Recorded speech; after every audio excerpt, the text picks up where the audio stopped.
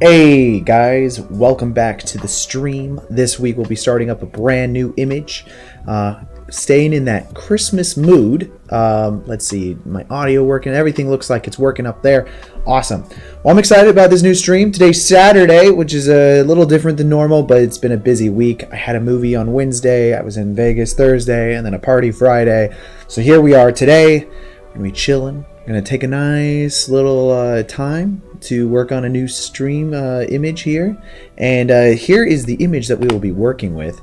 It's kind of like a snowman Christmas scene. We'll be making this in Blender. I created this in oh, thanks for the yes, thank you. It's a very comfortable shirt, so one of my favorite shirts. But we'll be creating this image right here.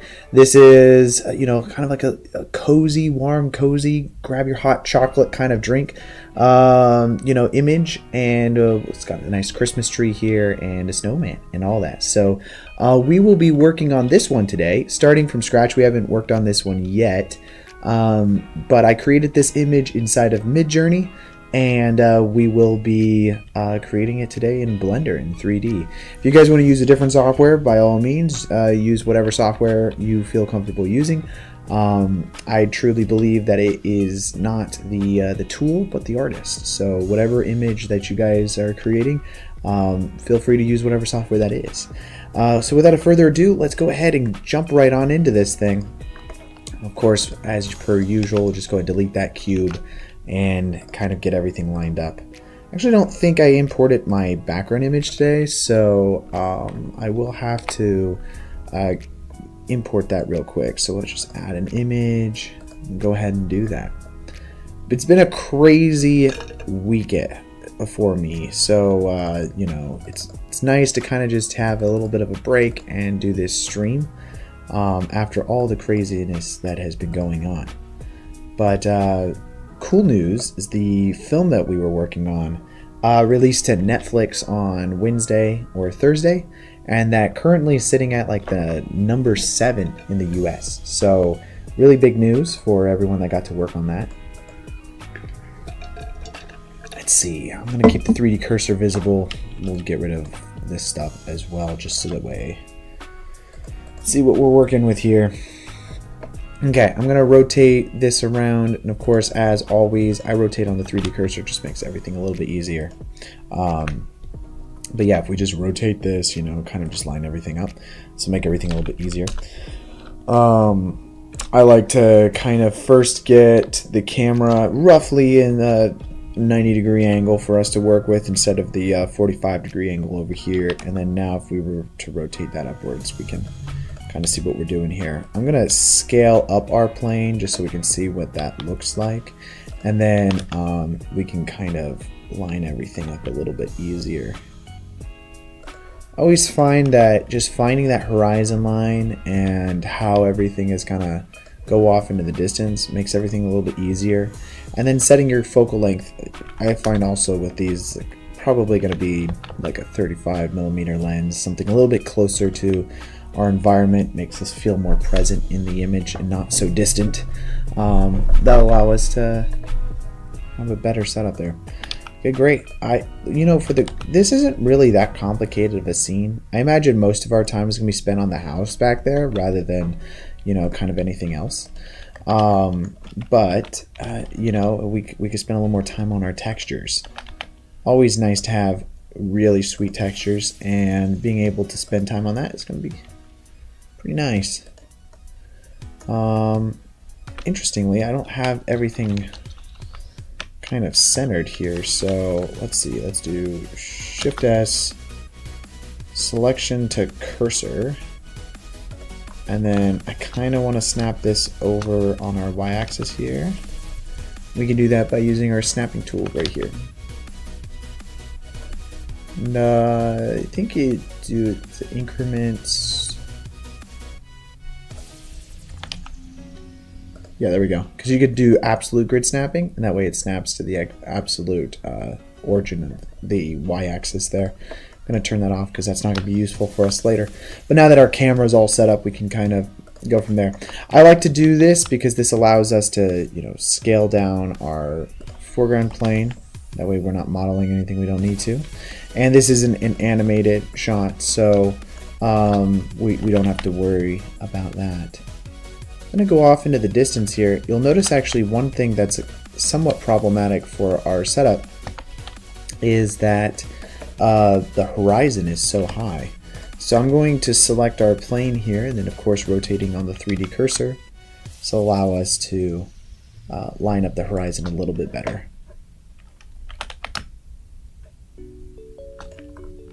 Rotate that on the x-axis and just kind of line that up with the horizon and bring that back there. Sweet. Just scale that down as well, I think.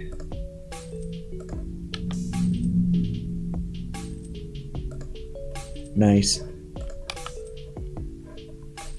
Now, for our snowman, we can actually kind of, just so we know where it's going to be located, just going to set our cursor to this spot. You actually have to select your cursor right there.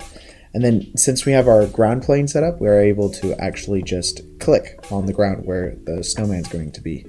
And that'll allow us to add in our spheres, because that's basically all we need for our character this week is just some spheres. Just going to duplicate that upwards, scale it down.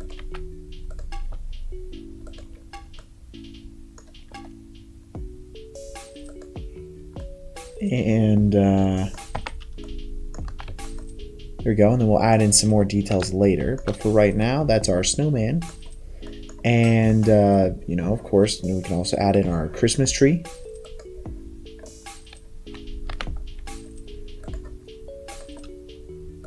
We already actually have some Christmas trees from last week kind of selected, so I think, let's see, feeling more of like, there we go.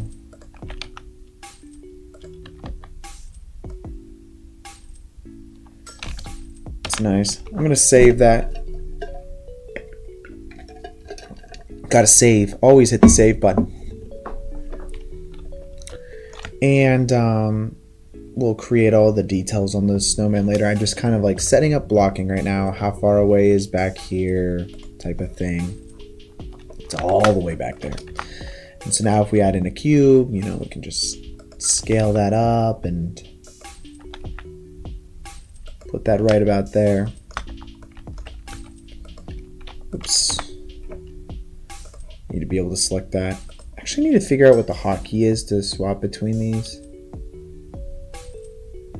It's a cycle with W. Oh, but that's that one. Okay. Control S all day long, dude. You never don't Control S. As soon as you don't, you'll wish you did. And then I'm going to extrude that upwards to about here, and let's go ahead and just create the basic shape of our house. Again, we'll add in all of our details later for the trimming on the house and everything like that. I'm going to take this kind of triangle that we created here. I'm going to just duplicate it and then rotate it 90 degrees.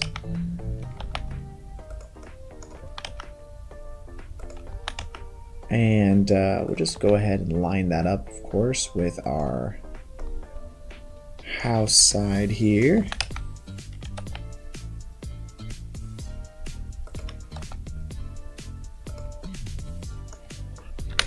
And this just gives us, you know, just kind of blocking out the details here, not really going too detailed yet. We will do that momentarily. But, you know, just doing things in layers, because if we kind of create the trim here now, this is also decently far away, so you can get away with a lot more not having as much detail as far as polygons are concerned, and spend more of your time inside of texturing and shading. So, you know, now that we've got that, I just kind of add in our cursor up here, and then we'll add in a chimney, which will just be another cube. We can create more specific brick design stuff later. Let's see, let's grab that, move that down, and just kind of grab that on the Z-axis here, bring that up, just extrude and scale. We're just going to create ourselves a little bit of a chimney. We don't need to see the top of it, but if we wanted to, we could just extrude that inwards and then extrude that down, and that will create ourselves a nice chimney for the top of our house. And just duplicate that over here. If we do Alt-S, we can scale kind of like on the individual ordnance, which actually is not going to work too great in this particular instance. But we could actually just scale this down, grab that, move that up. I'll need to bring the bottom of this chimney down to kind of intersect more with the house. There you go. So you've got your two houses, or your two chimneys. I'm going to select this also. We'll extrude the inside of it, scale it down.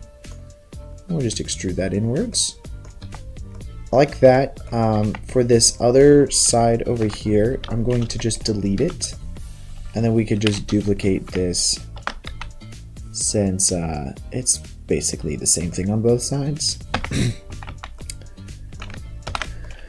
And that'll kind of give us like the rough outline of that house that we can add in some more details later.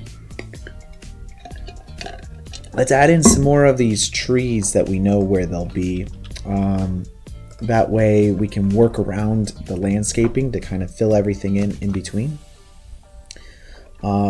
Using Botanic, of course, so just find a tree that will work for that. Not sure that I have anything that looks exactly like it, but sometimes you can take multiple trees and put them together to kind of give you the feel that you're looking for. So let's see, I'm thinking I like this one up here. Right here. It's got more of the branches that I'm looking for. So just scale that up. I'm going to use that for the actual tree part of it. And then for the non-tree part of it, if we go to deciduous, this is where we can find some more like branchy looking things. I'll grab this guy. And so now that'll basically just be like one tree, where the top part of the tree is up here. Oops, not that one. Just have it kind of connect to the main branch here. Because basically I'm looking for more of a wooded area on the bottom, so don't be afraid to kind of mix and match to get what you need out of it.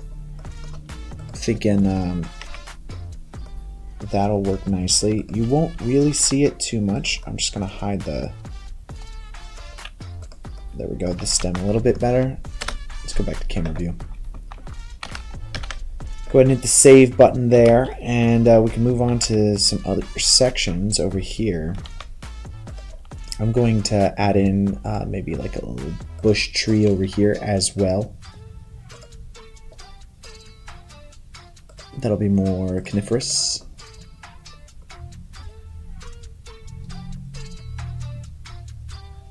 And let's see, what kind of tree would this be? I need to look for an update on this plugin because sometimes I might like a tree, but I want it to have like snow on it, and it doesn't have snow on it. I'll either need to look for an update on this particular plugin or try to find a new one, which I've been trying to avoid doing that. So it looks like this is a smaller bush, so I don't think I want to use that for right now. We'll use that for a landscaping later. I like this one, I just wish it had snow on it.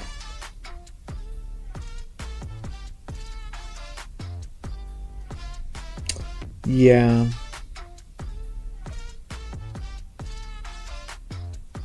Like something like this, and then we can create our own tiers. Is that what we need to do here?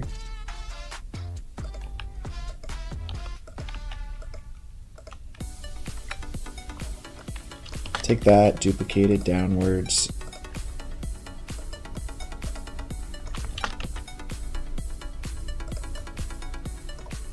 Kind of move that upwards as well.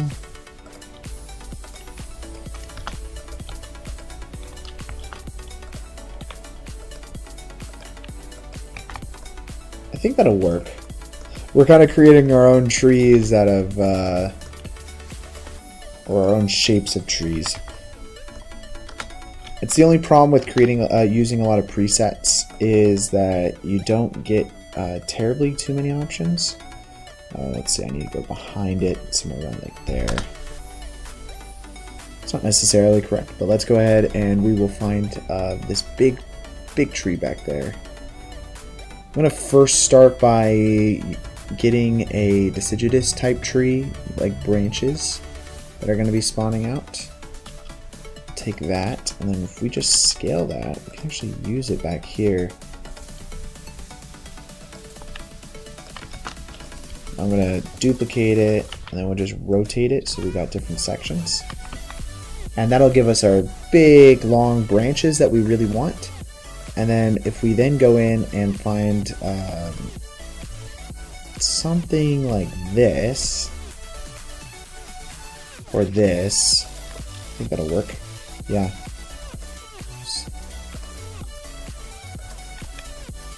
If we take that, just duplicate it, move it up, we can actually get ourselves our nice wooded or branched tree on the top here.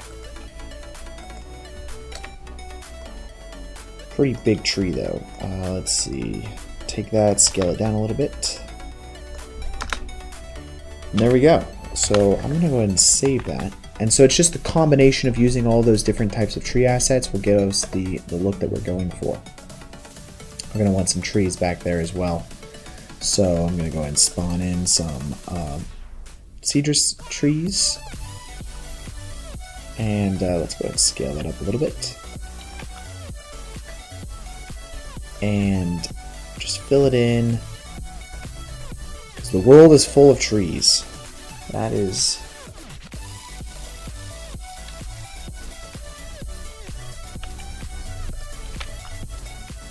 And one more right over here, I'm thinking. Something like this.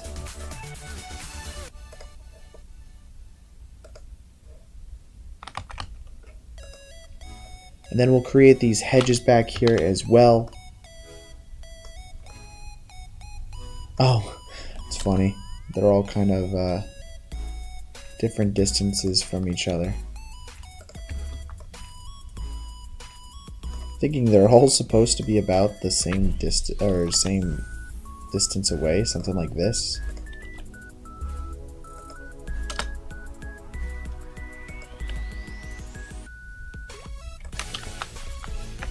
I think that one's fine, and then it just needs to be scaled up.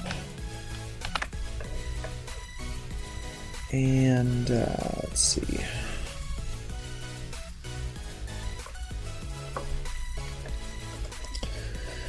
So we'll get to our snowman here in a second.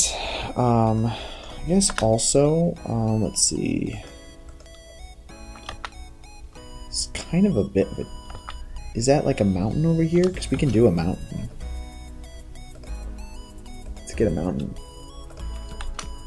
We'll put a mountain with some stuff on it.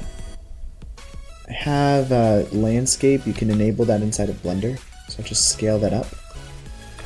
This is going to be not right there. It's going to be further away. But let me select our camera.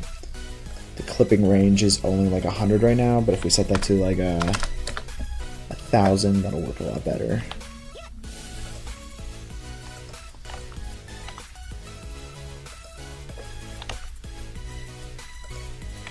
Something like that should work. It's kind of just like a mountain in the back. And that'll allow us to add some, trees and whatnot to it. So let's go ahead and save that. And from our camera perspective, this will help us later. Let's go into weight paint, and we're just gonna select everything that we see here, because when we add our grass and whatnot to this, we'll want to only do it to the area that we can see. So if we go back to object mode, or actually rather stay in weight paint, but just going out of camera view, you can kind of see that we're only going to be doing this particular area because we're not seeing this from the camera. We're not seeing this over here from the camera. But having that as our kind of our map will allow us to only put grass where we need to see it. And same goes with if we were adding any grass onto like this plane here. There's a reason why I create it to look like a triangle from the camera. It's basically to make it so that you're not wasting your processing time on grass that the camera's not even going to see. From the camera perspective is really the only perspective that matters. And that goes for animated films as well as, you know, just single images or visual effect shots or any of that stuff. So I'm going to go ahead and delete that light there. I'm going to create a new collection. We're going to call this layout. Ooh, caps lock is on. Let's turn that off. I like to keep everything a little more organized. Allows me to be able to know where things are at. And having the camera in its own area is always nice, because later when you add in like your focus and different empties like that, it allows you to know where that stuff is really hidden at. Okay, so let's go ahead and add in ourselves a hedge back there. I think we have hedges. Let's see, miscellaneous. Shrubs. Yeah, we do have hedges. They're not snow-covered hedges. Is that a problem? Huh.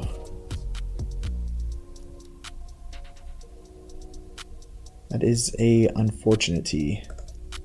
Let me just grab one and place it in.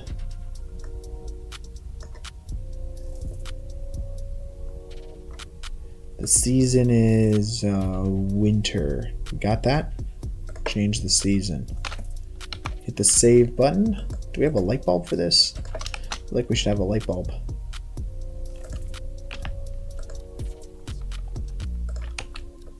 Just go to render view real quick. We can see what it's doing. Oh, it makes it white. That works for me. Let's go ahead and delete that light that we just added there. Since this does make it well, white for winter, just duplicate this and we'll create ourselves our hedge back here. This will actually be really nice. I'm going to hide all of this. We don't need to see this right now when we're working on the hedge. I just want to be able to create like a line for our hedge.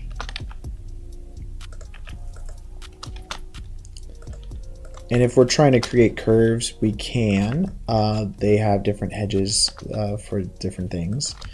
Just kind of somewhat duplicating this, also not lining them up perfectly, to try to create a little bit more of a realism to it. Nothing is ever truly straight. Oh, and this is all needs to be on the ground, so we could just box select all of that, just move it down. Kind of gonna scale these up as well. I like the size that we have in our reference image, so just using that as our guide. Okay, let's duplicate this all the way to the other side of the house. We don't need to see that, and there we go. So we're just going to kind of continue all of this to create our back half of the house. In case you aren't subscribed, I found out last night or a couple nights ago when I was looking at the analytics that 95% of the people that watch my videos are not subscribed. So if that's one of you guys, what are you doing? You know, hit that subscribe button. It's free, okay? And we do these streams once a week. We create new images every single week, and it's a fun time. So join the gang and hit that subscribe button. You guys are subscribed. I am eternally grateful. Okay. Let's bring back in our trees that we had. Nice. I think the only other thing is, let's scale that down. Let's just create some variation in each of these hedges ever so slightly. Like not too much of a variation. Just kind of creating a somewhat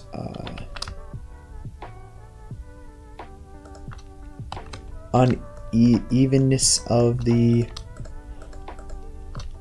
hedges. don't think we can even see that one, so let's just select these guys over here.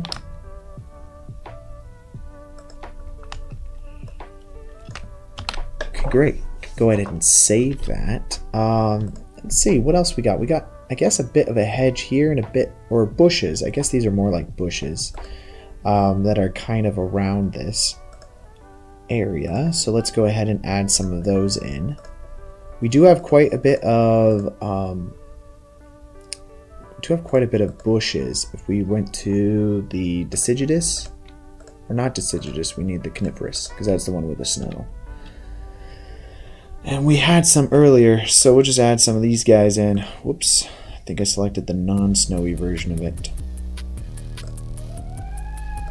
And we'll go ahead and spawn that in.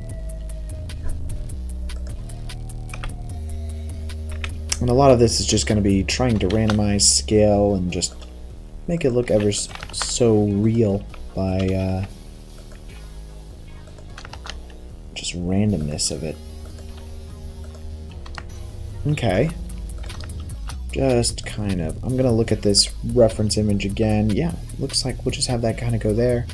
And we have another kind of bush back here as well. So if I kind of click over in that area, that'll allow us to kind of know where we need to duplicate this. So we'll just do that. And just kind of create these ledges, or this hedge of bushes. The save button as well. And then we'll add in all of our snow kind of unevenness on the ground.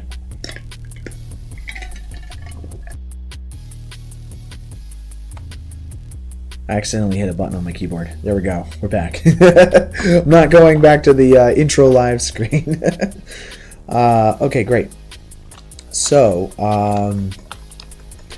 that's good. That's good. That's good. I think we can start working a little bit on the snowman, and then maybe some of the ground that we want to have kind of punching up as well. We've also got a few trees that we could potentially add into here. Add a little Christmas tree here, I think. Let's do that.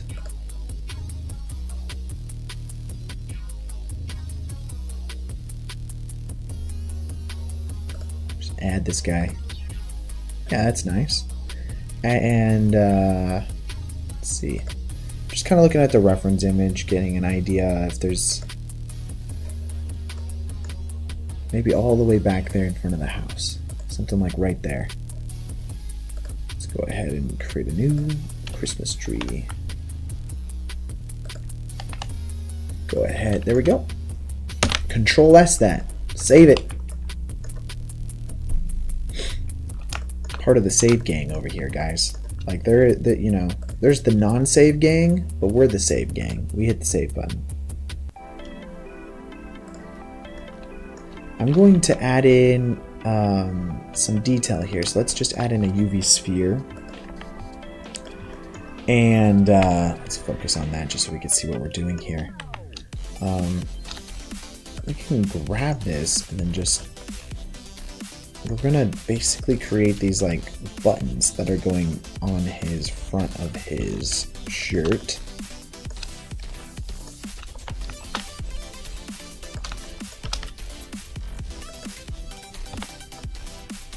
That's nice. I like that. They might be a little large. So we could just grab everything and then press Alt S and just scale everything down. Might want them to be a little closer together as well. Let's grab that. Stick it in there.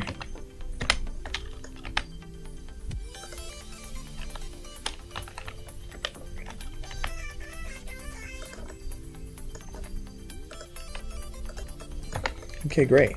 I like that. Go ahead and hit the save button there. We'll have to create some carrots and some coal will be sticking on his face as well as the scarf. So let's it's fine. We'll call these buttons. Move that to layout. And then still with layout selected, we're kind of I'm gonna add in some of these little pebbles that are on his face.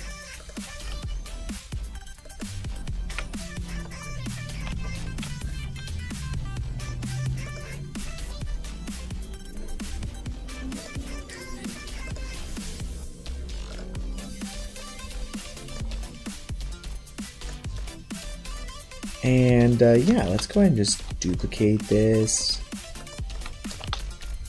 Just kind of scaling them as we're going. I'm actually going to do them all under edit mode here, so that way they're the same object.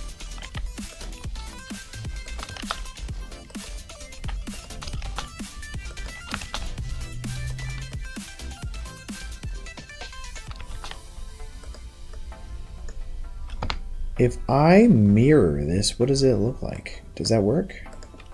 We go to our modifiers and add a mirror modifier. Oh, it doesn't quite work. It doesn't rotate around the face as much as I'd like it to.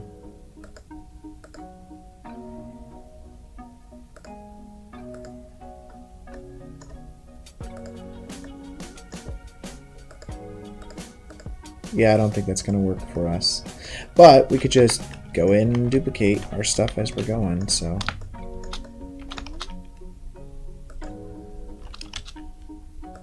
Just scale it down slightly, scale it up.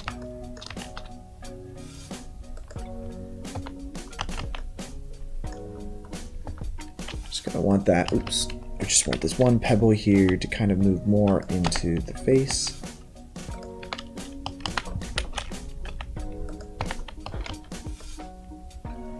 There you go. He's a smiling snowman. I'm gonna, let's see, what else we got? The carrot and 2 eyes made out of coal.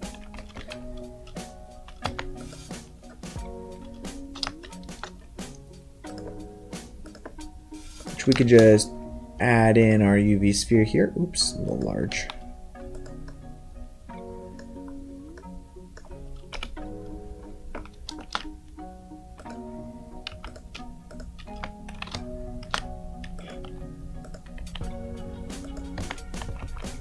And just scale it slightly different. Nothing's perfect in the world, so try to create little inaccuracies with everything. Even these spheres, you can actually add in kind of a, if we go in and add in a displacement, where is that at? Displace, we hit new, and then under our texture of that, we can actually go to clouds for it. And that's all good for the default settings for that, but if we change now the strength of this slightly, you're going to get these imperfections within inside of that rock surface that we didn't have before. And that's always really nice to create those like imperfections for everything you're doing. And even before that, we can actually just subdivide our results before we do the displacement. So that way you're getting even more of that detail on all of this coal. Because remember, this is coal, it's not going to be a perfect sphere. So kind of doing that on everything that you have here. So we'll just do subdivide surface. And then adding in a displacement. And we do already have that texture, so you could select that texture. And then we can customize how much we really want it to affect that sphere. And I think something like that looks really nice. So if we shade that smooth, it kind of creates this, this nice coal effect. And we will be adding in our textures on top of that. But having that 3D displacement really helps sell the realism later. And if we do that for our snow, because again, our snow is just, it's snow. It's not going to be a perfect rounded cube. So just selecting our snow here, go to our modifiers and then add in a displacement. And from here, we'll just hit new for our material. And over here, again, just make sure to select, instead of image or movie, go ahead and select clouds. And it's going to make it look really funky at first. That's because we need to add in, firstly, a subdivide surface, because we want to subdivide it before it displaces everything. And then we want to change the strength of how much it's going to be affecting our snow globe, or our snow balls of our snowman. And currently, I mean, -0.1 looks pretty nice, or 0.1 probably. would look good as well. I'm going to do half of that. Just to kind of create like these imperfections of the snow. As they're rolling up the snow, it kind of creates like more imperfect snow globes. And you can do this in sculpt mode as well if you really want to. This allows us though to kind of get this for free without us having to mess around too much with it. And if you view that more in like our viewport, setting that to what the render is going to be, we can see actually what it's going to be doing. Same with this, you always kind of want to be viewing what the render will be doing. And see, I really liked it as a viewport of 1, so if we change our render to 1, that's good for that. And then with these guys down here, you know what, I think I can live with the 2 there. So that's good for kind of the coal on the face and making him smile. Now all we have to do is just make ourselves our carrot for the nose.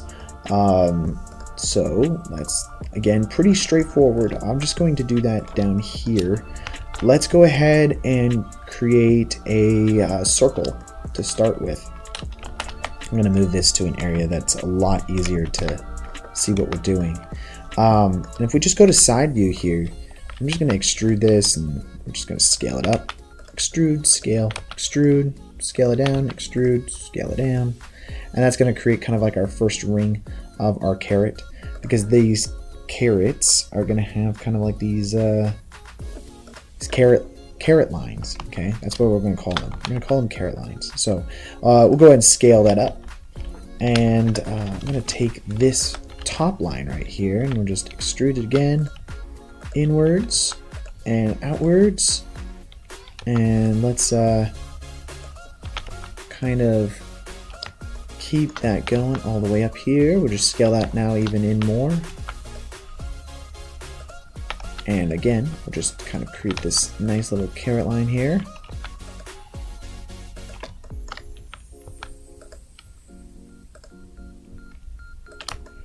And the idea is just we're going to be making it kind of go in, out, in, out, in, out, all the way up until it's a lot smaller. Something like, I think actually this is probably a good distance right here without us going even further.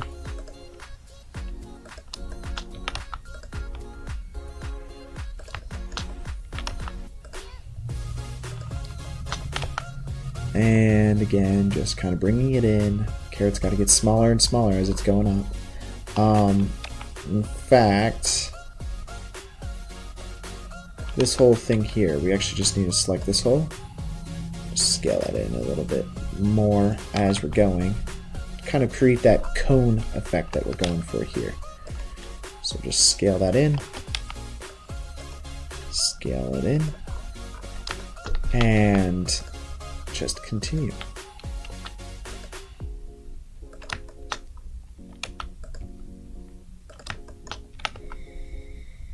And again, kind of bring that in. It doesn't have to be perfect, it's a carrot. So we're just gonna kind of just keep that going, extrude upwards, scale it in, or actually, whoops. We're going to want to extrude that upwards, scale it out first. And again, kind of just extruding it, scaling it in until we get to the top of the carrot here. I'm thinking this is going to be the last one. So we'll do boop. And we'll go up. And kind of scale that over here. And we could go for more of like a dramatic kind of end to the carrot. There we go. So this is going to be our carrot for the front of the nose. We can just shade smooth it. And oops, we gotta fill that in, of course. Now, same thing we did before. I kind of want to just go in, we'll just subdivide surface. And that'll give us pretty closely to the shape of the carrot that we want. I'm going to actually take this part here, just kind of extend it a little bit more, And now let's add in a displacement for this. Hit new and change this to a marble kind of effect instead of cloud. Now if we go back over to our strength and just bring that down slightly to something like 0.01, this will give us more of the imperfections that we would see in a carrot. Kind of that gridding effect to it. So now if we go add in our cursor where the nose is going to be at for our snowman, we can grab our carrot and then say selection of cursor. We're just going to have to scale this down now.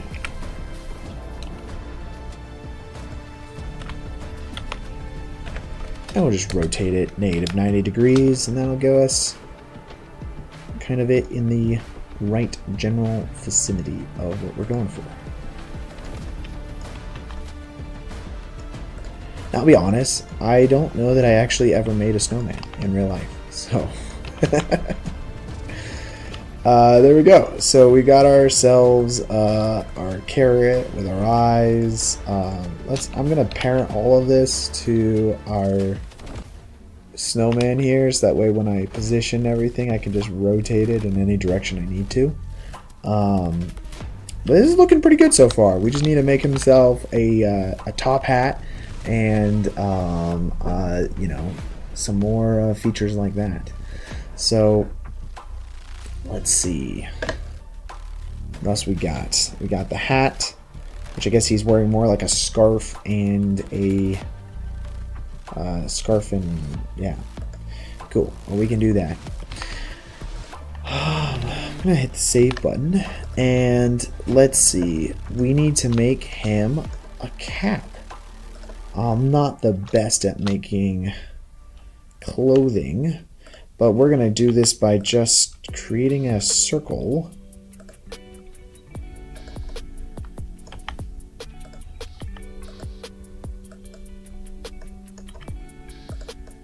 Just kind of creating it where the head is supposed to go.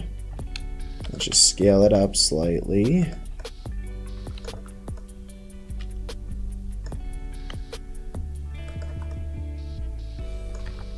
Okay, and now if we just extrude that, just kind of, we're gonna have it kind of go in,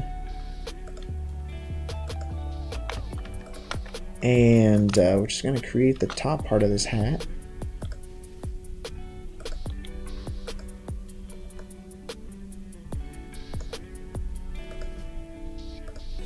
And then we'll have to create those lines that'll be on it.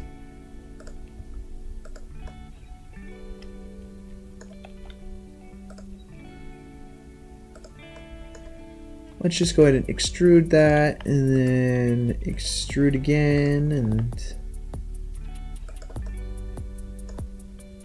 extrude again, scale that down. We'll just bring it in, because we're kind of creating the puff part of it. And then we'll just extrude that again and bring that up.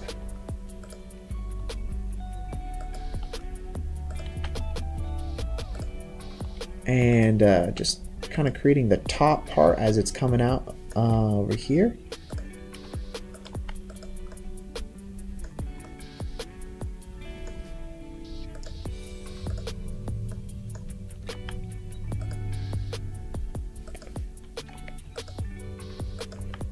Just and even having a little bit of imperfection with where it's kind of going, which is all good. And voila, you know, just to extrude that up a little bit more and then fill that in. Great, so now we can go ahead and add in a subdivide surface. We can check that out with it in 2. And that's already looking pretty good. I'm gonna go ahead and shade smooth that. And we can create all of our lines that we'll want on the hat as well. I'm going to select kind of the every other line here. Oops.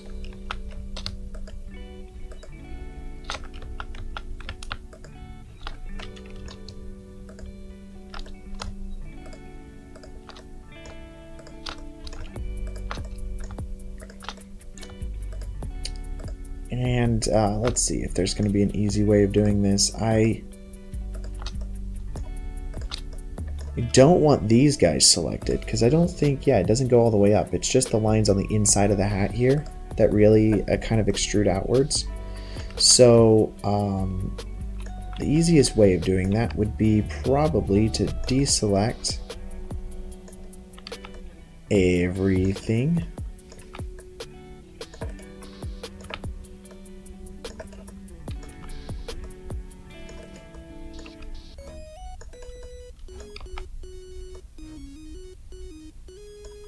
Kind of select the inside. Oops. There we go. Okay, great. Now that we have all of that, we can actually just extrude, and so we could just scale it. And that'll create us those kind of like lines around the outside of the cap that we'll want on our snowman. So, and that's all happening before our subdivide surface, which is great. Now, kind of creating like that knit pattern that'll be throughout. We can do that inside of our shading. We can actually also do that inside of our displacement. So if we go ahead and add in a displacement after our subdivide surface, we'll hit new, and we'll go under our shader texture thing here. Instead of image, let's see, let's look at some of these different ones. I'm thinking noise is probably going to be the best bet for us, because that's going to give us kind of like that grainy look to it. But I do actually want to look. I haven't explored these different options all that much. Voronoi, okay, stucco. I think, let's see, marble, magic. Magic actually might be super nice. Let's try that, and then we can scale everything to like 0.01 is the amount that we're going to want. Maybe 0.1. And our problem right now is that our texture is too large. So I do like, wondering if I can scale this inside of our settings here. Is there a way to use nodes when doing this? Because the size of this is just incorrect. There might not be a way. I really like this, this pattern though, because that's going to look the most like knitting. Let's see, colors, brightness, saturation, color ramp, custom properties. Oh, interesting. So our custom property, can we edit our textures under our node editor or something like that? Let's see, texture node editor. And then if I select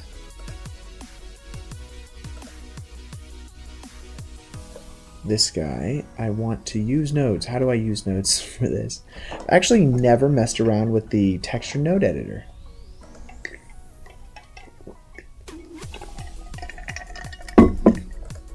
And let's see. Input, coordinates, image, output, color, pattern. We might just have to stick with noise. Yeah, we'll stick with noise for right now, and then I'm going to, during the week, figure out if there's a better way of going about it. Anyways, so inside of here, we can actually now adjust the scaling of this noise, and that'll give us those different kind of like knitted effects on our hat. So we're just probably going to make it pretty small, and this will just kind of give us the ever so slight detail that the light will be able to grab on the knitted hat that we're looking for here. So that's the displacement right there. And honestly, you can change this to be several different, types depending on if you cloud, distorted noise, or so on. I'm wondering actually if we do this and then change the size of it.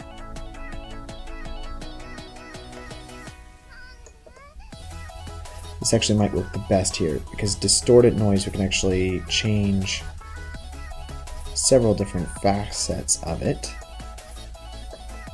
Okay, and then go to our strength here, and that's our mid-level. We can actually adjust kind of like where the middle ground of that effect is going to be. And of course, let's see. That's a little crazy. I actually wonder if you throw a subdivide surface after it, you can get kind of a different effect there. And it'll definitely give you more of like a, I guess more of a crinkly looking hat. Let's see. That's good. And then I'm going to do, instead of 2, let's do 3 just to give it a little more detail. Hi, welcome to the live stream. Lil Whip, or yeah, Lil Whip. Thanks for joining the stream. Right now we're just working on adding some textures to this hat for this snowman. I think I like that right there, the amount of subdivisions on that. And might just want to smooth it a little bit more after the fact. And that'll give us more of like that knitted, crocheted hat effect that we were going for. Of course, we can tackle more of that inside of our actual shaders that we're going to do with that. But I think that's good. I think that's good. Okay, great. Let's move on to the ground real quick. Before we jump into actual any shading, I'm going to just move that out of the way. Of course, this is the image that we're using as our reference image, and we'll need to add in all of this kind of like snow on the ground. Of course, as you just saw, we can add quite a bit of that detail in just via like a displacement map. So I might want to do some of that. I'm gonna grab this top bit here and then just using kind of this proportional editing tool, actually just grab this and move that up. Just gives it a nicer feel, I think. And yeah, okay, great. Right before we move on to the ground, just wanted to remind everyone, hey, hit that subscribe button if you haven't already. We do weekly streams, and right now we're doing kind of Christmas themed streams, so just make sure you hit that subscribe button, and that way you can catch the next stream if you can't watch this one. We'll always have a good time doing these. Let's add in a subdivide surface before the fact here. Might even do a multi-res. But our other issue that we'll need, let's just subdivide this a few times. We don't want that going off camera. Okay, great. Now, why am I seeing sky here? Oh, it's because of my displacement. Okay, great. Yeah, because the displacement is causing problems. Great. Okay.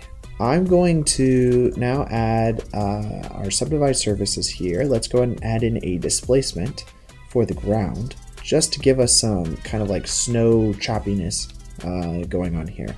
So add in a displacement, hit new, and then we're going to be editing this material over here. Change it from image or movie to something like Musgrave. This will give us more of like that that ground kind of randomness that we would normally have. I'm just going to change the strength of this to like something like 0.1 for right now, just so we can really see what we're doing. And then we can subdivide this a few more times just to give ourselves some more detail on the ground as we're working on this. And as you can see, this is already giving us kind of that effect that we were looking for. The strength is pretty close. I would say let's tone it down a little bit.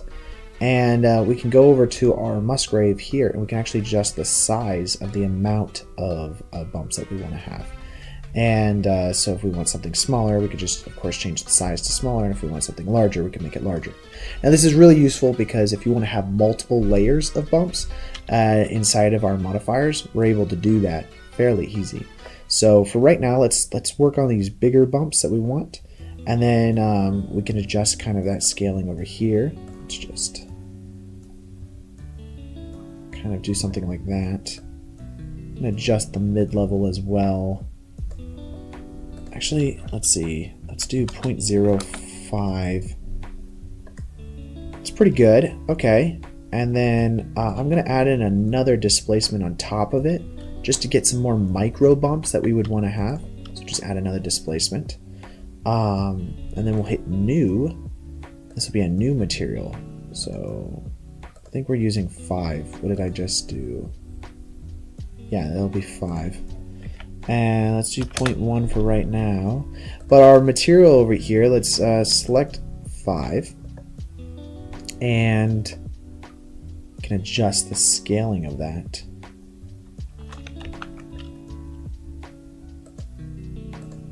I don't know what I just did.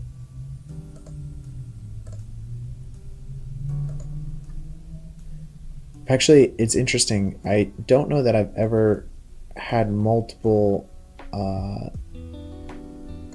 displacements, so I might have been speaking out of turn by saying that this was possible. If not, then we're going to focus on more of the smaller bumps, and we can create the larger bumps inside of sculpt mode pretty easily. So let's go ahead and do that. I'm going to scale everything down quite a bit to something like here, just to follow a little bit more on what our reference image is doing. And with this, we might want to adjust some of these other preset settings to just kind of create a little more scaling and randomness to our snow, just to give it a little bit more of a feel. I'm gonna change the intensity as well, so that way there's not so many bumps, because again, snow is more random. It's gonna fall down in different parts of the image a little bit more so than others. And you know, we can adjust our luminosity here, and that'll give us a little bit better of a feel there. Now we can go into our sculpt mode and adjust everything after the fact. I always like to, after this displacement, especially for like a high quality ground that we'll want to have, let's go ahead and add in another subdivide surface, and that'll kind of just smooth out all of the excess displacement that's happening, and we don't get any sharp edges. Now if we go into our sculpt mode, let's see, oh, and we're going to want to view that the correct amount, and then if we go into sculpt mode, I'm going to make sure we hit the save button as we're doing that. Let's go ahead and use the kind of like elastic grab. This will allow us to make some adjustments to some different specific parts of the shot. And it'll be important to note that your sculpt mode may not be using this first subdivide surface, so we're going to want to do that just so that way we can edit things as we're going along. And this is more destructive to kind of like apply these materials, but the sculpt mode can only see what's on the pre-modifier list. So unless it's like a multi-res modifier, which we did not use in this particular instance. But we're fine with our snow that we added, so we're just gonna kind of just bring that in. We can draw in any more bumps that we want to see. And we can kind of just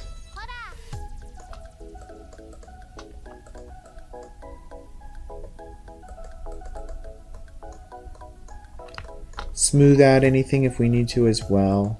Also just kind of drawing in different snow piles that we might have in the background.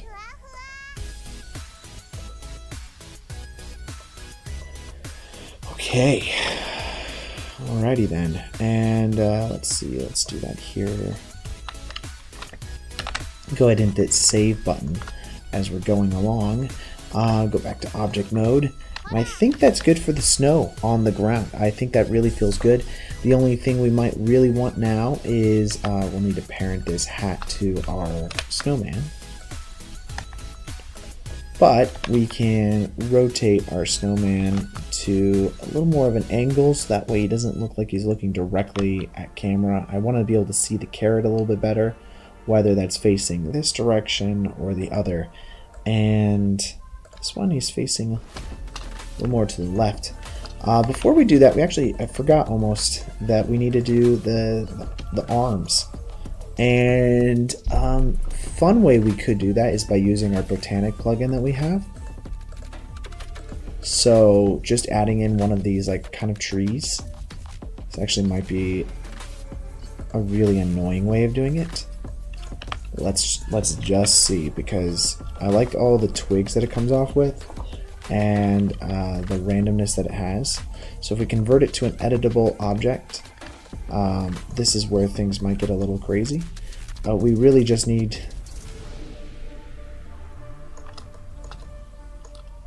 I like this one. So let's go with this.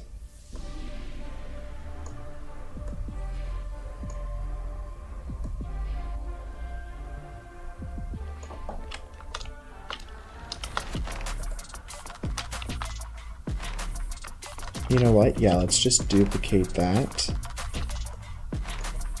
And say P selection.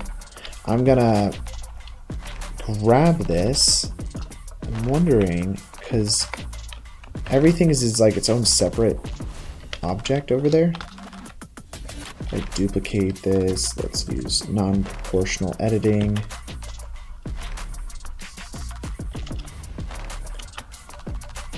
And let's just kind of create our own stick. The thing I like about this is that it already has like these curves in there and I don't have to do them myself. So I'm going to just scale that down.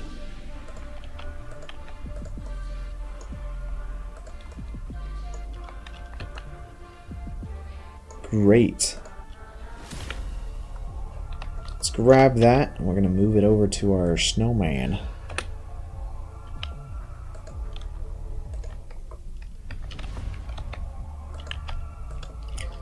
Scale the whole thing kind of down.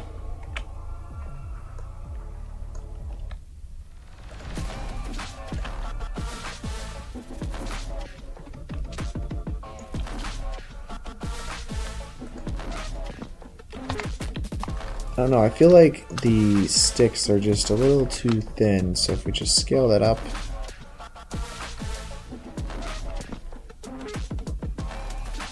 And then this big long stick, may want it to be a little smaller distance.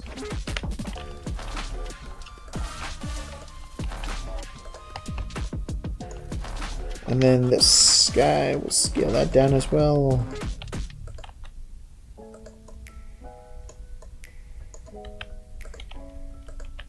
More on like the underside, I suppose.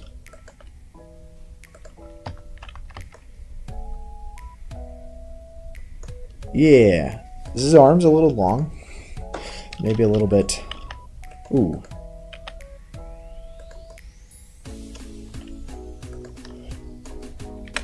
I think that works really nicely. Okay. And let's go ahead and just duplicate that for right now.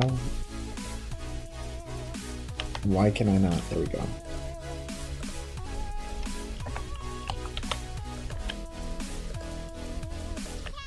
I don't want it to feel like a duplicate, so I'm gonna have to make some adjustments to these secondary sticks that are kind of like coming out.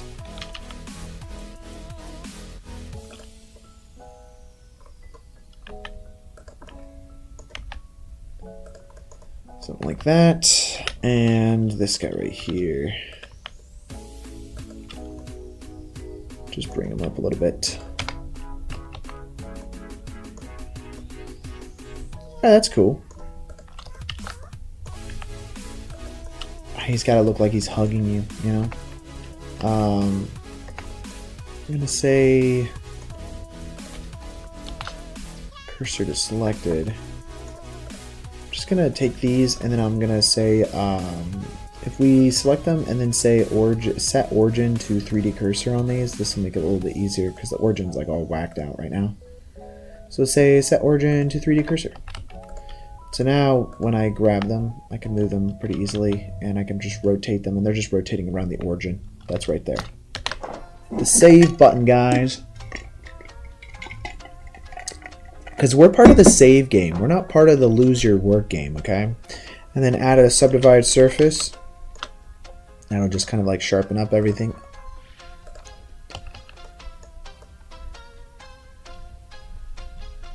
Cool.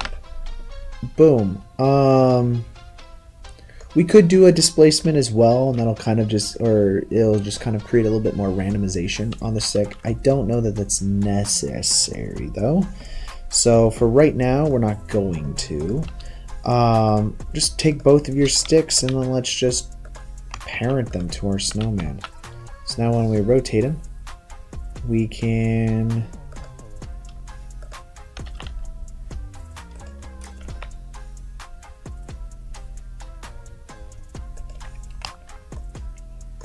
that should work fine.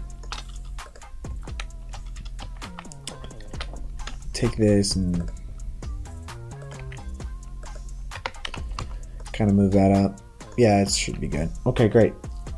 And there's your snowman. So we can start getting into lighting. This is always the fun part. So let's I guess we do have to do a bit more to this house back here as well. Yeah, let's do that first. You know, that way we don't have to go back and forth on this.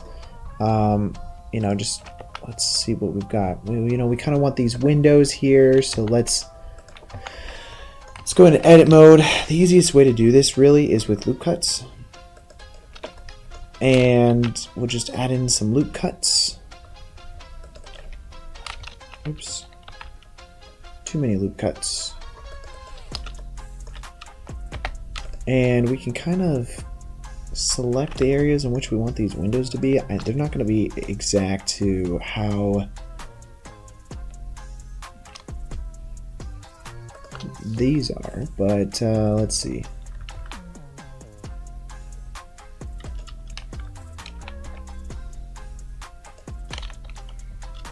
Let's do, I'm going to scale on the individual origins as well.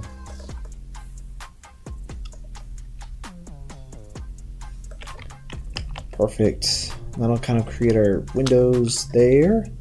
Just kind of need a front porch as well.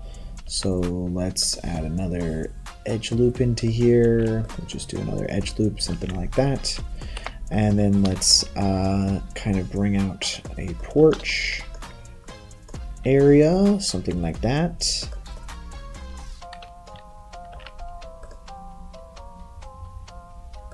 And let's see, this edge right over here could just get brought down. I guess I'm going to do that on both sides, aren't I? Just add in another edge loop.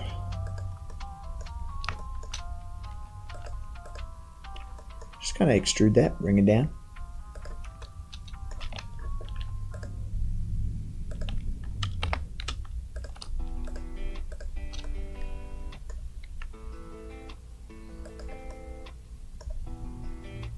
Okay, great.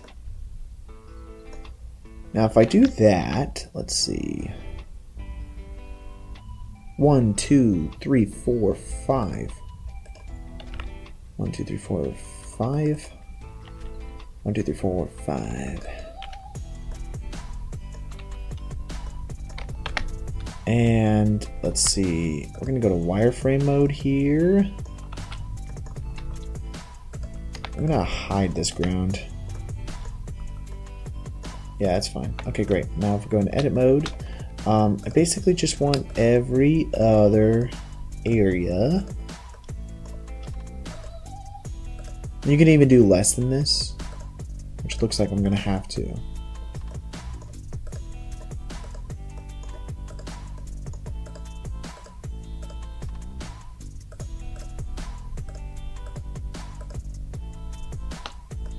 That's fine. And then we'll just extrude that downwards. Cool. That'll give us more of like that being held up. That's great. Hit the save button there. And kind of select everything and then just press Control B. That'll allow us to bevel the edges. And again, we don't need to bevel too much, just needs to be beveled. And that's just going to help create a little bit more detail on the lighting when the light's going to grab on the edges. It's always very useful to do something like that. Let's just rotate that slightly, I guess.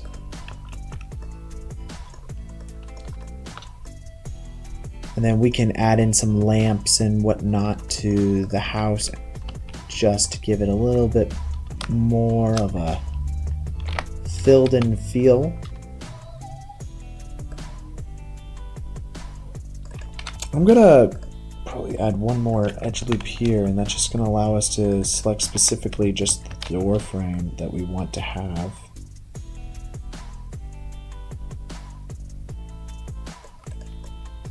Okay, great. And then we'll just extrude that inwards.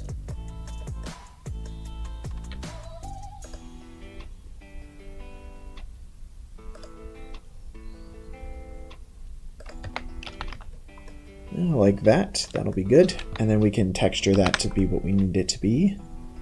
Maybe we'll have like a little couch or like a potted plant or something out here. What do we got? I don't know if like in Botanic I have anything like that. I know that with like miscellaneous they have random stuff.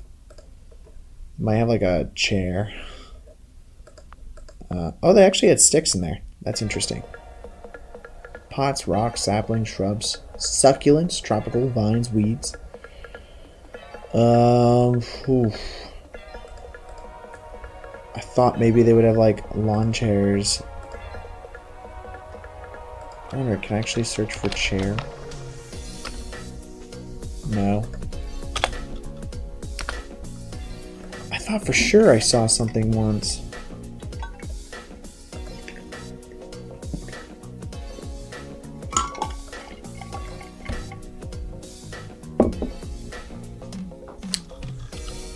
I've never used this stuff, but I know that they had them. Oh well, that's unfortunate. I'm so looking forward to that. Okay, great. We don't really have any grass on the ground, so I don't have to worry about that.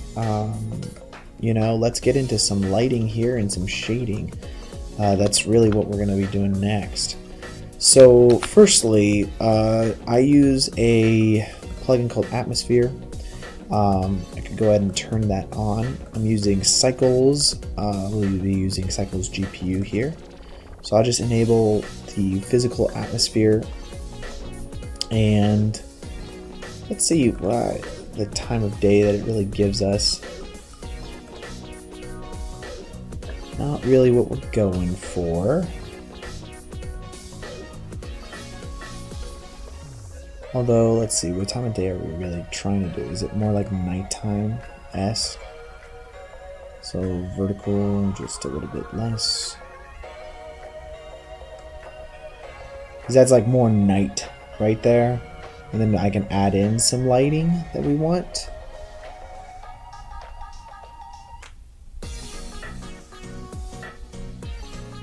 I have it more of that like pink sky. Let's change the horizontal of it.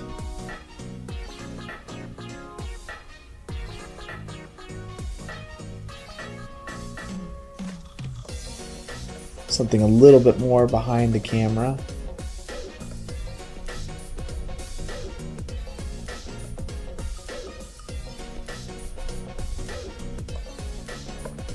Cool.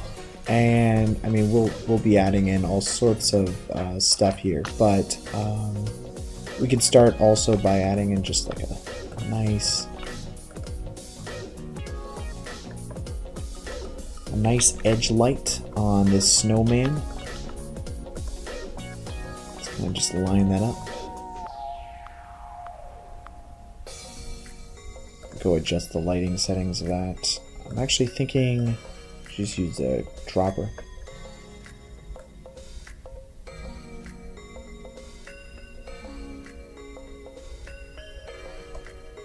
Something a little warmer.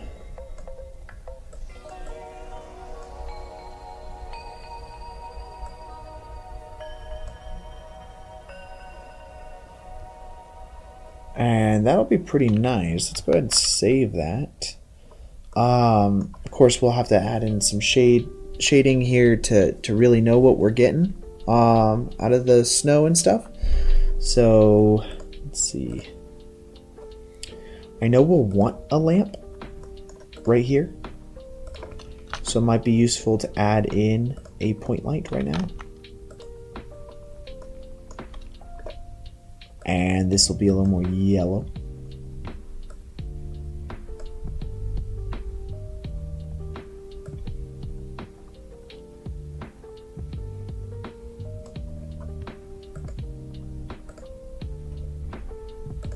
Less yellow, more red. Increase that brightness up a little bit.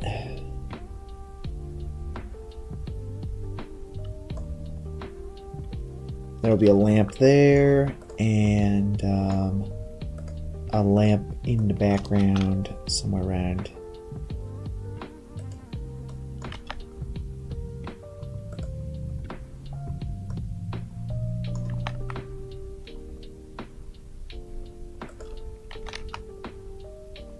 Somewhere around there, I'm thinking. And yeah, I like that. Let's see. I kind of want the sky to be a little more blue. Can we adjust that? How about like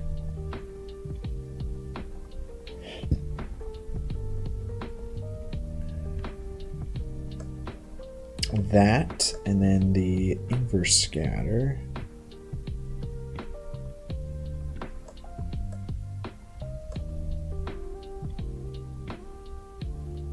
Kind of give it that more like Christmas nighttime classical feel to it. Might darken that up a little bit.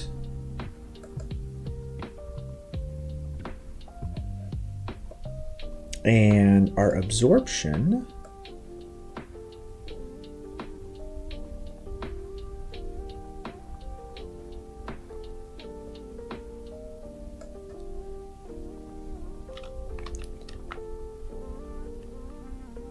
I like that. That definitely gives it more of like a dramatic kind of like romantic feel, which is really nice. A lot of this we can also kind of adjust inside of our composite as well.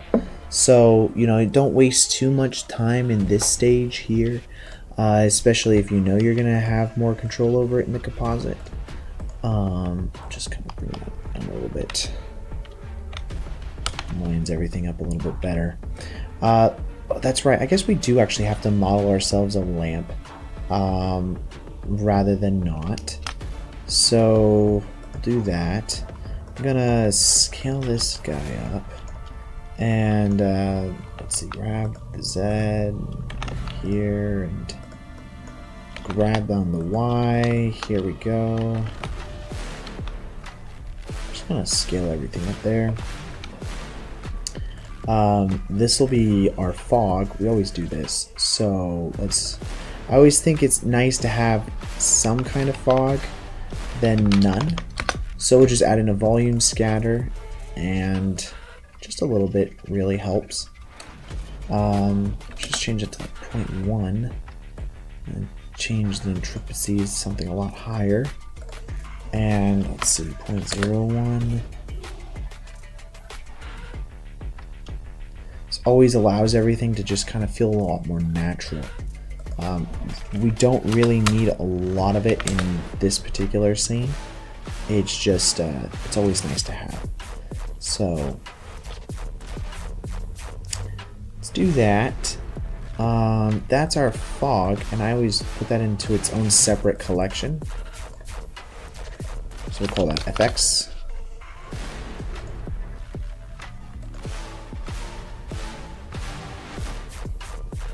And we can go ahead and just place that in there. Just hide it for right now. We don't need it. And we're going to create those lamps here in a second. The only other thing is we'll create a collection for lighting, and I could just drag that into there, and all of our point lights that we have, we'll drag those into our lighting as well. This just allows everything to stay a little more organized. Allows you to know where everything is located as well. The best part about everything staying organized is really if anybody else ever opens your project files, they'll know where everything is and they don't have to try to dig for it. So it's really just future-proofing all of your guys' work. Okay, great. Let's see. I'm going to look for, let's go to Polyhaven.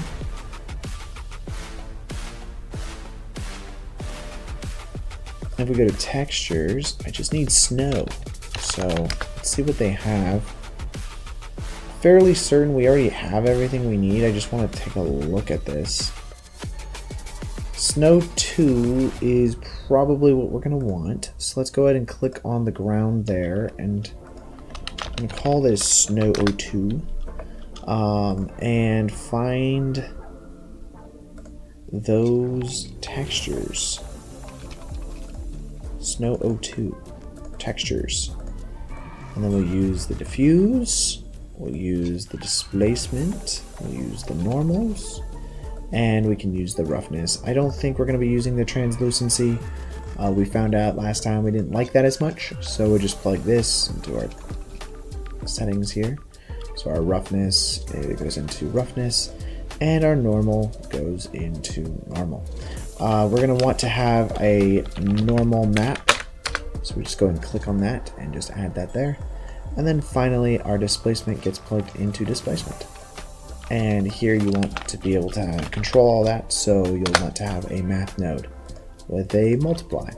And I always like the value of 2. Depending on the scale of your scene, that number may vary. Now the only other thing is let's go ahead and add in a texture coordinate and a mapping node, and we can plug that into all of the vectors of our images that we just imported. This will allow us to adjust the scaling, the UV nature of it, and how all of that is going to work. So best way to do this is select your roughness. Let's go to rendered view, and we'll really be able to see it. I guess maybe normals might be the best way to do this. We'll be able to see exactly what's happening here. And what I like to do is add in a value node and just drag that into there, into your scale. So now you can adjust all of that just on this slider right here. Now, important thing to note is that works. I think you're good. We don't have to worry about anything. So now if you go over to your printable BSDF and view that, that will work a lot better. Your displacement might be a bit much, so we can always just multiply by 1. So we don't have to worry about it. Our UVs might be a little squished here. That was the thing I was kind of noticing. So, with that being said, we're going to want to scale, is it Y? Yes, it is Y. You're going to want your Y to be like 7 or something like that, compared to the other one, which will be 1. There you go, you get your nice little snow in there, and that's already looking really sweet. I would probably want to adjust the roughness here. It's coming in at the wrong color space. That's the first thing. So go ahead and select like sRGB or 1886 for your roughness. It's saying that it's really rough, which snow is supposed to be a little glossy. So you may want to adjust that with like a color ramp. So you could do that here by just dragging that in. And we can go ahead and go view this now.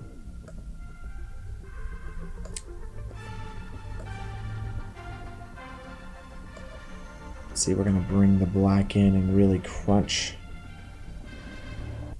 a lot of that.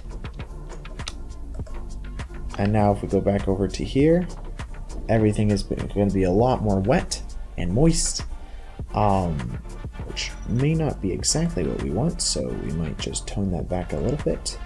But just having a little bit in there is very nice because it gives it a little bit more realism.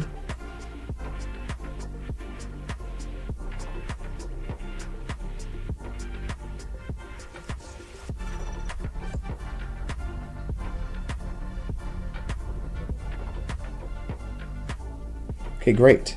I like that. So that's for your snow right there. And let's just I want to mess with the translucency. Let's just try it. See what we get. So we just plug that into our vector of our translucency, and then we can just plug that into our alpha channel.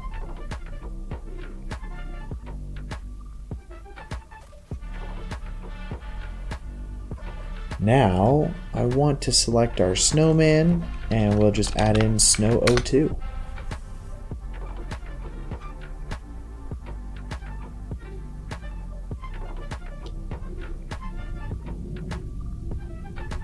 I don't know that that's going to work for us for the snowman. So let's go ahead and just remove that. Can make all those adjustments manually. As for the ground, I think that works really well.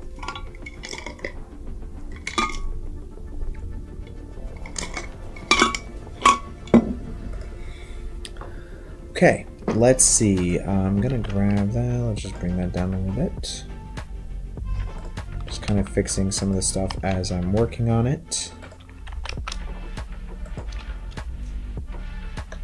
We're going to want some more light on this snowman. It's a little dark right now.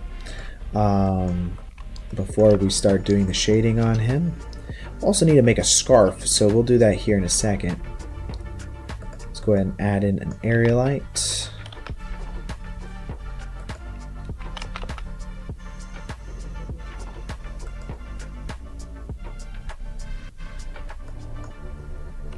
Something kind of natural, because you never don't you always want your lighting to feel like it's coming from somewhere. In this particular case, we maybe have the moon out or something like that, so you could just add in a little bit of fill light.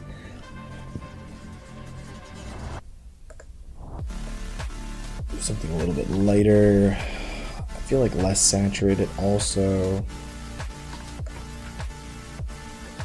And that will give us a nice little fill light that we have for maybe the moon. So maybe just a little more top down with it. Just kind of trying to fill out the area and allow our subject to really stand out from the background. And we had this lamp or this light back here. We can take this and just create a little bit more of a stronger edge on him. Just from that angle, especially since there will be a lamp over there, we can kind of justify that. And that will create like a really nice sharp edge here compared to the background, which will be quite a bit darker. And that'll be something else that we'll really want to make sure of, is that when we do add lights onto this house, that we're not overpowering what we're like trying to look at here with the snowman. Because we really want to be able to focus on just the snowman and not get distracted. So I'm going to create a new material here for red bells. Let's see, just add some nice red in that. I'm going to change the metallicness to be a little bit higher. And let's take the roughness and really bring that down. Just kind of some nice reflective red bells on the front of this snowman. Don't really have to worry too much about making them darker or anything like that for right now, or dirty, I should say. Now let's go ahead and add in some coal. And again, we'll just probably make that by making a bit of a darker material, like so. You can see inside of here that there is some specularity on it. So I will, add some specularity to our coal here. And then we can remove the roughness of that. I don't think that's necessarily physically accurate. But for a cartoon character, we can do it. We don't have to worry too much about that. And I don't think we want the teeth to have that reflectiveness on it. But the eyes, we for sure can do. So let's do that. Let's call this coal eyes. And now if we go to the mouth, we can select coal eyes, and then we'll just create a duplicate of it, but we're going to call this coal teeth. And here, we're going to make the roughness quite a bit higher, because we do not want that to be reflective. It's more of like the cartoony nature of the character that we're really going to be driving that facet of it. Um, Great. He is a real chunky snowman, isn't he? I think we need to add in that scarf now. I think that'll help really pull off that character. So let's go ahead and do that. And then we can maybe add in some snowflakes. I don't know. I don't know that I like the snowflakes in this shot. So I don't know that I want to do it.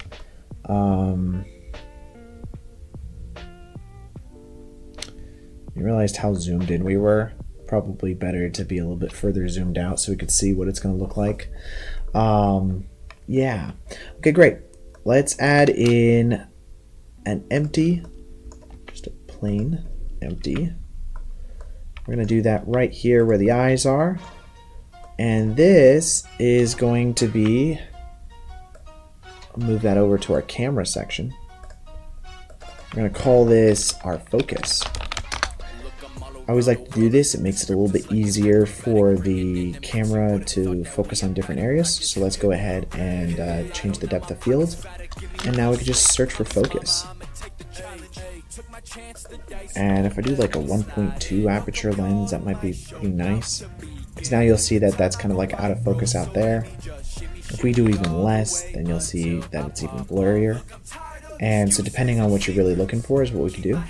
I think a 0.5 right now would be really nice, and let's set the blades to something like 5. And in compositing, we can add in some nice chromatic aberration and stuff like that. So we have two more things to kind of sculpt here. First is going to be the, or not sculpt, but model.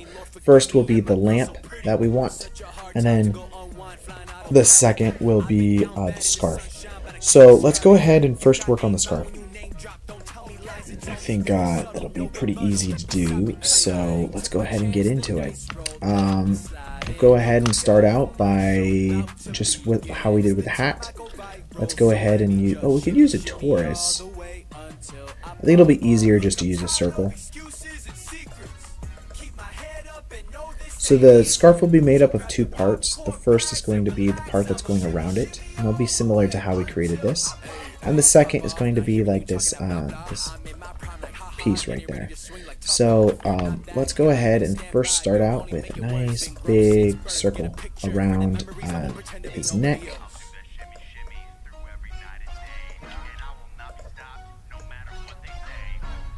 Let's see, just kind of positioning that a little bit better.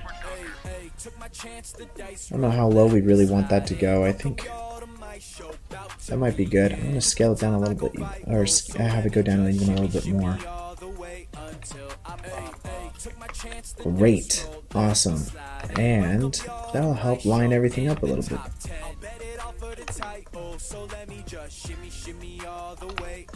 Okay, cool. I'm going to just extrude and just scale it down, extrude, and then scale that again. That's going to create the bottom lip of our scarf. And then we can just extrude upwards. And then extrude again. And then extrude again.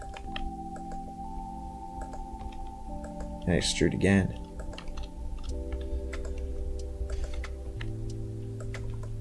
Cool. And we'll just bring that down.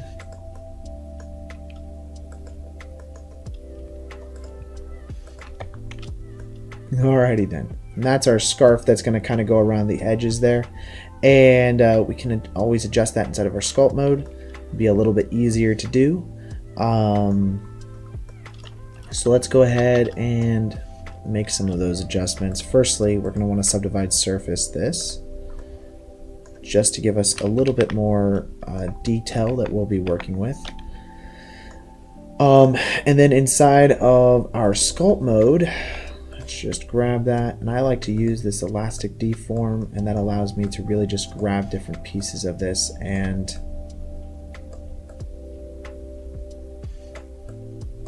kind of line that up a little bit better. Maybe have it fall down a little bit.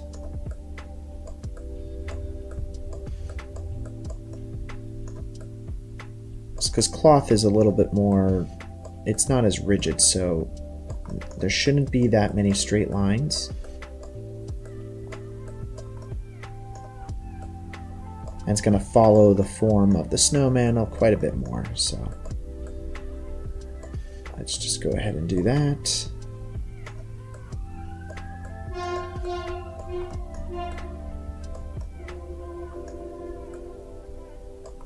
Okay, great. I think that'll work nicely. And then we'll have the second part of the scarf kind of just falling over here. So go back to object mode. That's great. And then we'll go to subdivide surface just one more time. Shade smooth that, or shade smooth that. There we go. And we don't need any of those physical lines on this. I'm going to apply that. And then for our, add in a displacement, or not a decimate, sorry, a displacement. Hit new, and then we'll go over to our materials here. I like to use probably a, let's see, marble might be nice, and let's change it to 0.01.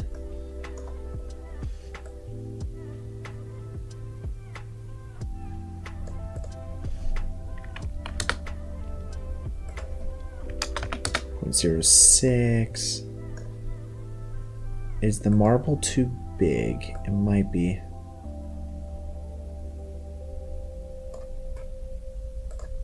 Let's try a subdivide surface after that. And then take this and then just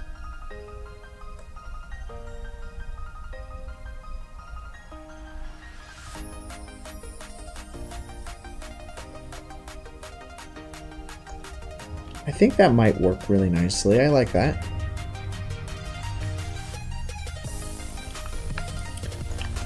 I like that. Yes.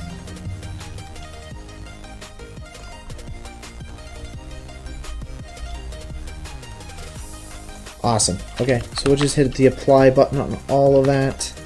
And now we can just create the top part of the scarf here. It's going to be falling over the top of it. Probably just do that by like duplicating one of the rings here.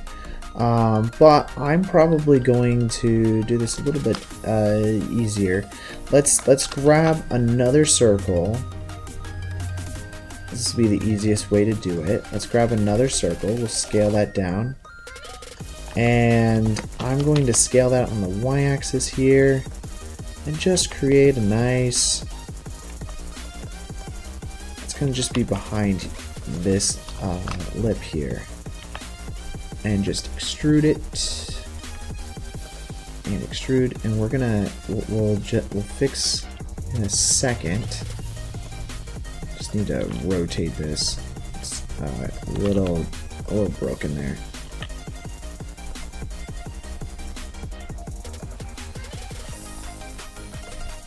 We'll just rotate that again.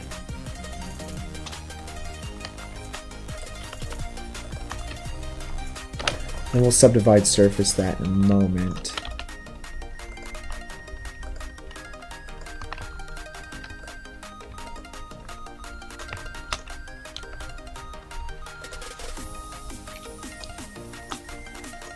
Just have this fall down now more naturally.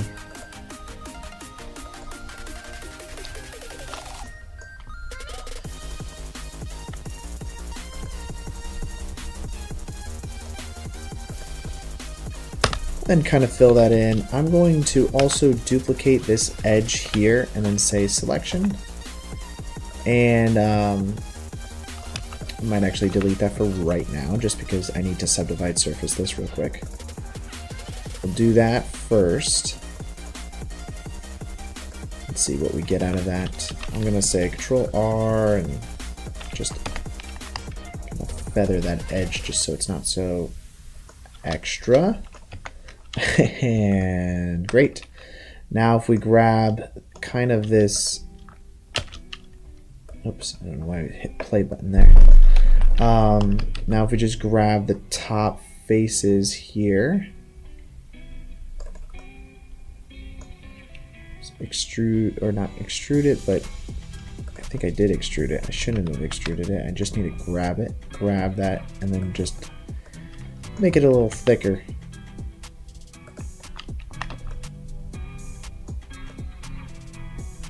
Great. So now our scarf goes all the way around and kind of connects. And the bottom part of it here, let's grab this face. And if we go to our vertex groups, we can create a new vertex group and we can just assign it. So now when we go into our particle edit here, whoops, we only need one. We can just change that to hair, and then under vertex groups, we could select density, change it to group. And so now it's only going to come out in that specific area. Now we just dramatically need to change the hair length of it. I think that's good. Let's go to particle edit.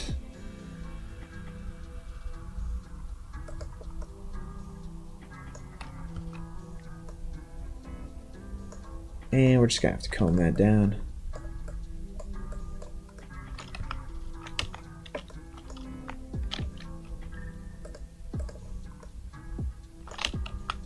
It's weird, I went to... Why did it do that? Am I doing something whack?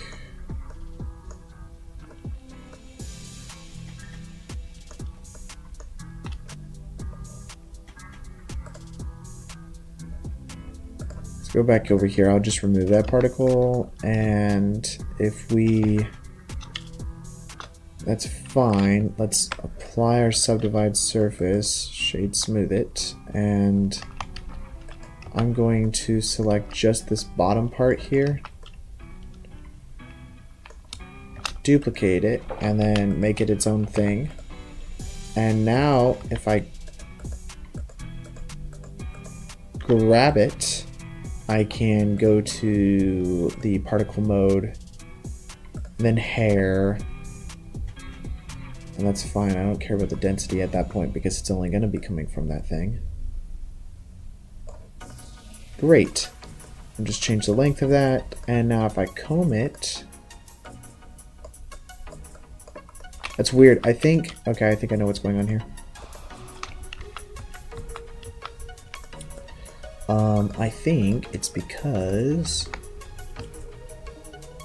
if I go to view normals, let's just view the normal directions.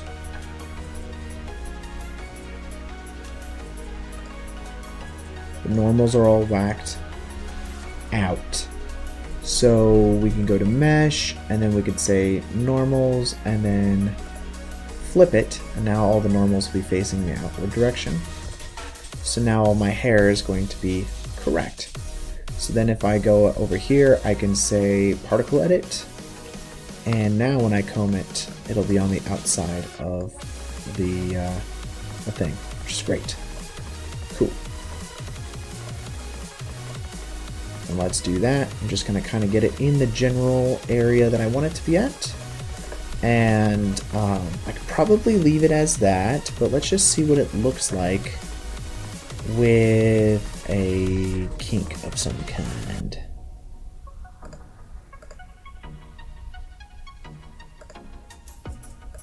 So it's using... Well, I guess, you know what, I should have done that before I combed it. It's fine. That's fine, that's fine. I'm chill with that as the end of the scarf. Let's go ahead and save that. Great. I'm gonna do a shader for the carrot. And we'll probably just make it kind of orangey. You know what? I'm gonna look also if they have a material for carrot. They do not. Let's look up carrots. They look like...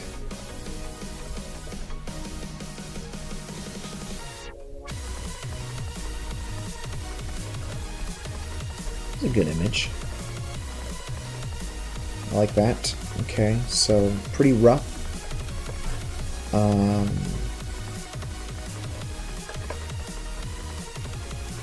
Let's change the roughness on this to be all the way up, probably.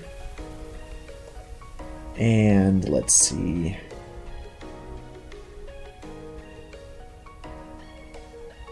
I mean, most of this carrot was kind of done in the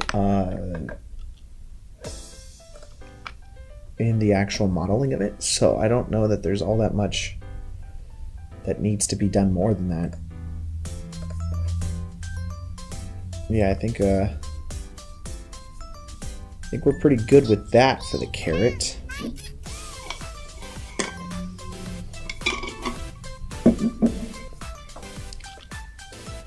Okay. The hat and the scarf are two things that we need to work on here. Let's go ahead and work on the hat first. Hit new, add a new material, and we'll call this hat. We're gonna kind of go red, is the look we're going for here. So add that in. If I go to our shader editor,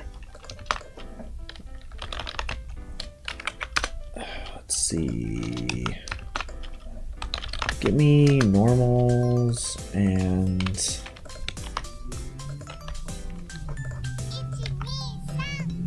let's get this texture coordinate, and I kind of want the normal output of it, which is this guy right here. Let's see.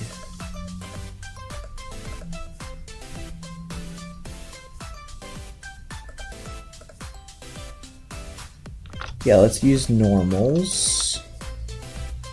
This isn't gonna work as well, is it?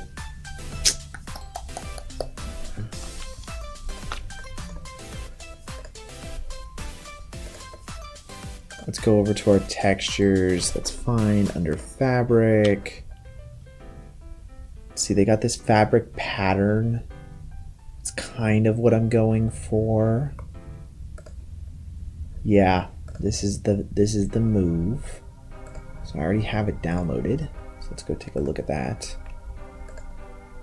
It's funny because I actually use quite a bit of the same materials over and over again.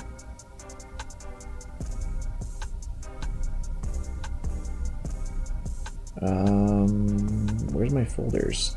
There they are. Fabric pattern, textures.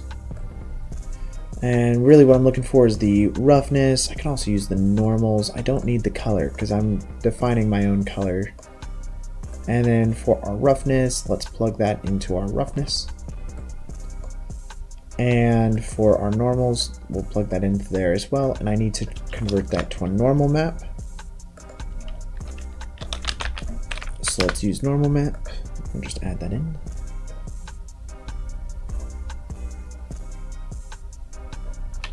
And if we go look at our roughness or our normals, we'll make it a little bit easier.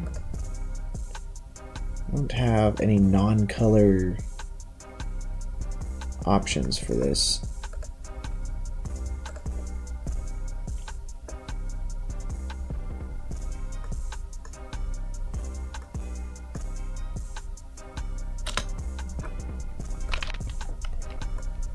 Let's see what we got. We'll just use mapping and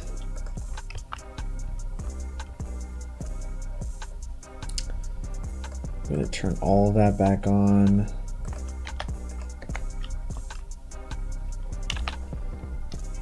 Just smart UV unwrap. And we'll be using UVs over here instead of generated. Actually, I don't know. Generated might also work.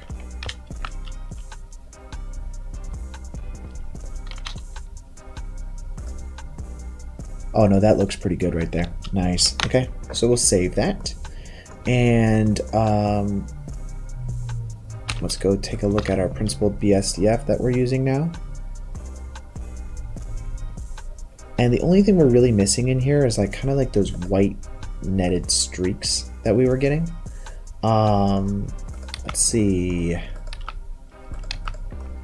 Let's use a wave texture. Let's go take a look at that. That's about what we're wanting. Let's change the scale of it to be a lot bigger. Something about that's fine. No distortion. That's good. And now the only thing is I don't want it to go up here. So I need it to access the kind of like the vertex group, because I've got like all these I got a vertex group in here, don't I? No, I don't. I don't. Gotcha. We may have to be cool with that then, because I don't have a vertex group of not that stuff up there.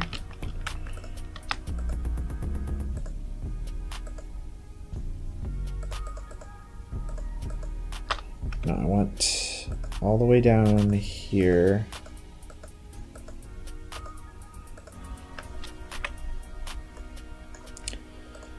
I want this, please. I need around the side. There we go.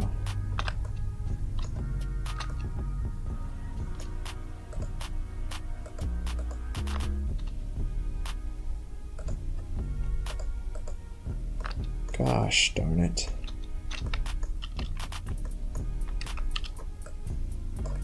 Okay, let's select all of this. I actually don't even know if this will work. Is there a way for me to object? Let's add.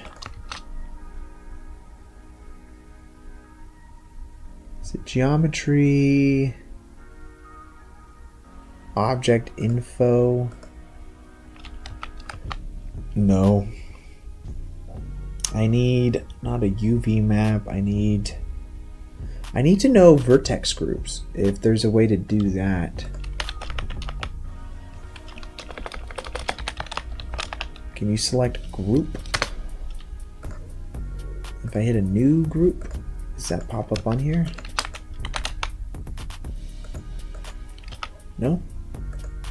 Okay, well then that doesn't matter. So we have our waves that we have for the top of the hat, and this will kind of create those like white lines on the hat. We could do that by taking the red here, and I think we select RGB, select this as our one color that we'll want, and then we'll duplicate this RGB and we'll just make it white.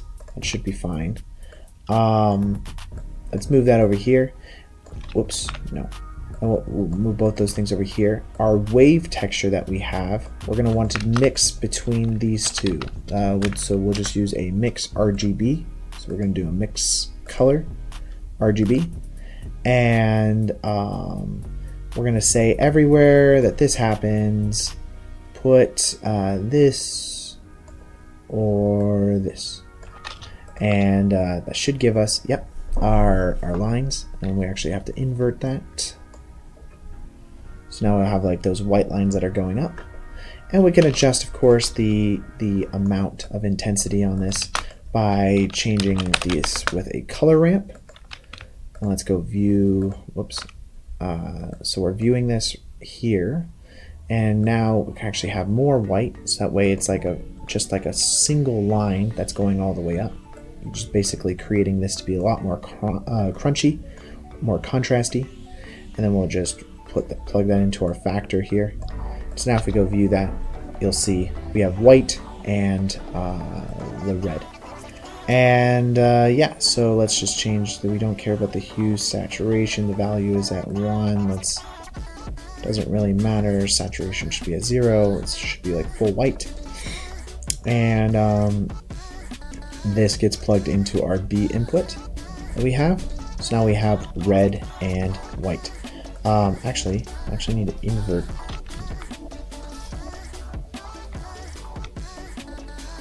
Or did I do this backwards? This needs to be red. This needs to just be white. So which we can just do it this way. We don't even need the RGB colors. So now everything will be red except for that area, and that's like creating our custom texture that we'll need for this. And this can then get plugged directly into our base color rather than everything just being red.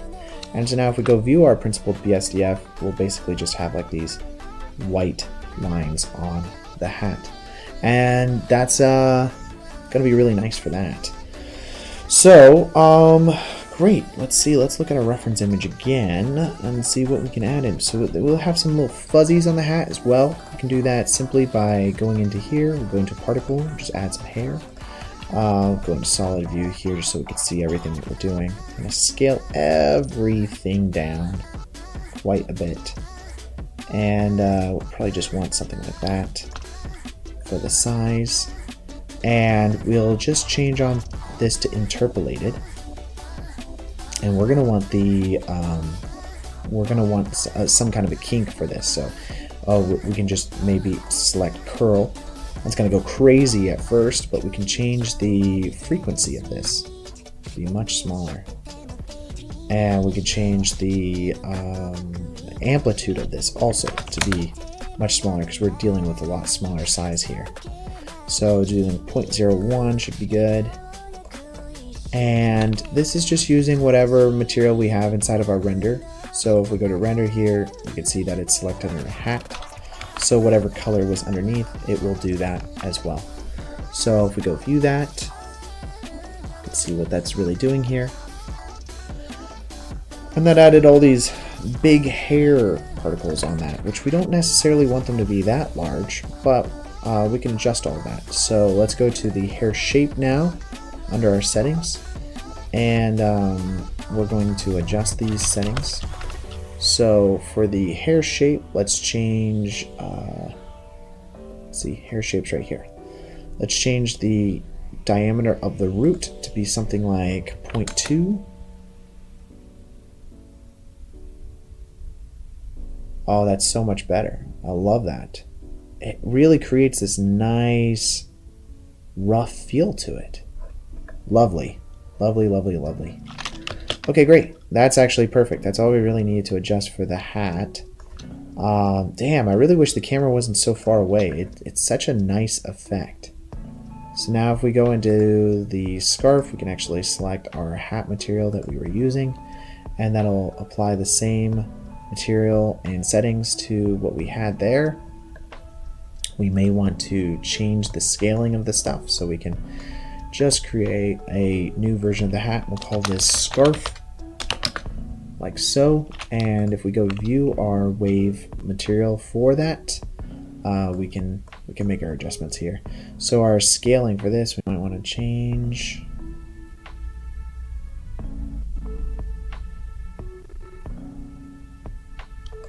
Let's change this to like a 0.2, something much larger.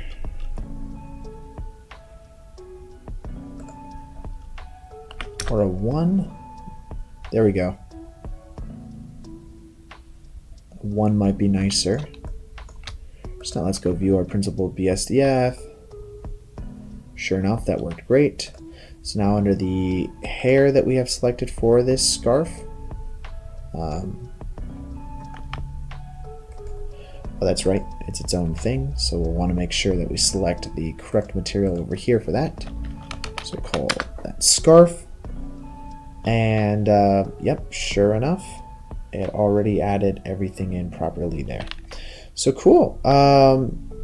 The overall though, with this scarf, we're going to want to add in another particle system like we did earlier with the other thing, with the hat. Let's go look at our settings that we did for that. So it's like 0.02 for our length of our hair. I think that looked really nice. And then I'm going to copy the same exact interpolation settings. I want the output to be the same as our viewport. And the curl, set that to 1.6 and a 0.01. So let's go to interpolate. And we can see those here. Oh, the only other thing is, remember our object that we have, we need to set the normals to be inverse because right now everything is inside out. So just select everything and then we'll say mesh and then we'll say normals and then flip. Where's the normals? Normals, flip. There you go. And I'm going to change the kink type to curl and Set this to 0.01.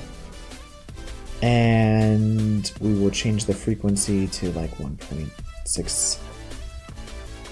Should be good. Okay, great. And that's using whatever settings we have, which just gives it this nice kind of like scarf feel. Wondering though, so that's set to 10. Set that to like 100.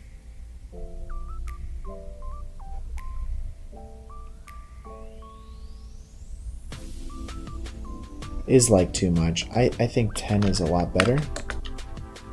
So we're going to tone down on that. And that 10 is already set there, so we can just save that.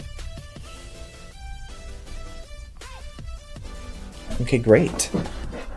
There we go. So that's already a lot better to what we need that to be. We have a lot of lighting to do on the house back there. So I'm probably going to tackle some of that now because we have to add some light into the house. Okay, so we added the scarf. Ooh, that's right. I need to select this one as well. Add the scarf on there. And we need that to actually be going the other direction. Around. We can do that by, we just have to duplicate this as scarf 01, I guess, and then we'll just change this to the y-axis, right? Or is it going to be the z-axis? Yeah, it's the z-axis, because it's going to be going around. It's got to be the same as that. It's got to be just different. Great, and we'll do the same thing with adding in hair. We just have to add in hair. Change it to like 0.01, I think is what we were, 0.02, I guess. And let's change the children to interpolated, and I'm going to just do 10. And for the kink, let's set that to curl. And the amplitude, let's set to 0.01. And the frequency, we can bring that down to like 1.7. And there you go. So that's going to, I think, work pretty nicely. The only other thing is the diameter. So that this was set to a 0.2, and we may want to do that on this as well for this part of the scarf. So let's change the diameter to a 0.2.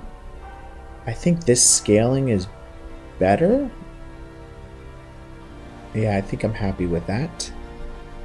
So there we go. So we have our scarf finished. I'm thinking we might want to light him up a little bit more. He's still a bit dark. You know, something a little more from this side, or maybe even from the front. Because right now he's pretty dark on the front of his face. And I also need to model that lamp that's going to be on the ground here and back there. So we can do that.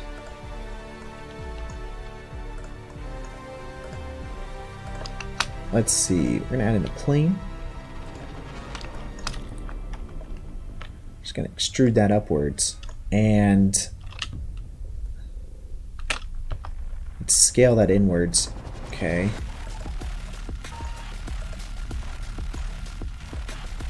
Let's extrude this outwards.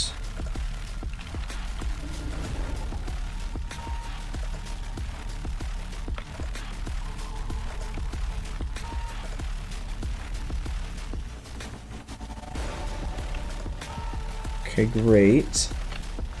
But now if we select these faces, we'll have, oops.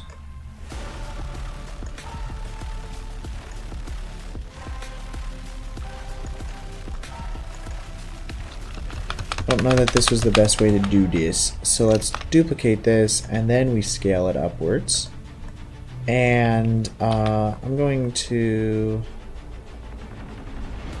1, 2, 3, 4, 5, 6, 7, 8. Doesn't really matter because I'm just going to do it to the size. Right there. Now we can just select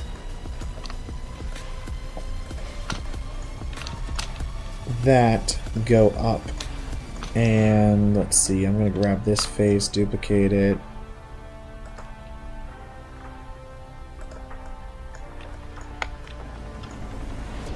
It's like a simplistic lantern look.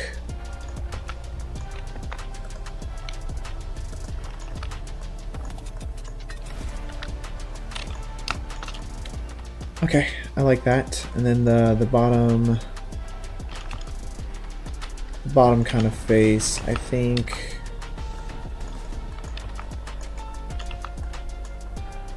Let's just extrude that down.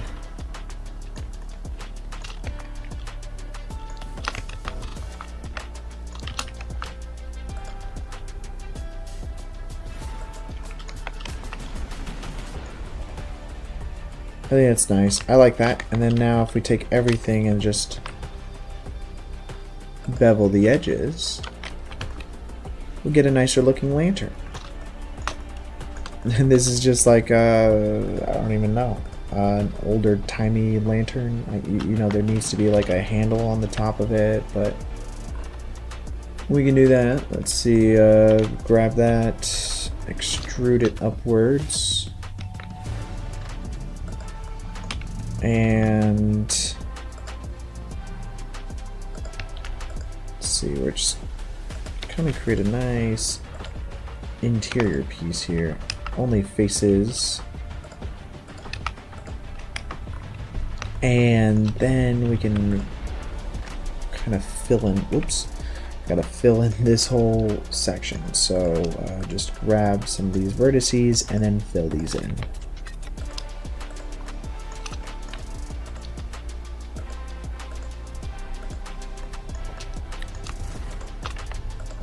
We'll do the same thing for the top piece here, and then we actually could subdivide surface this whole thing to kind of like smooth everything out.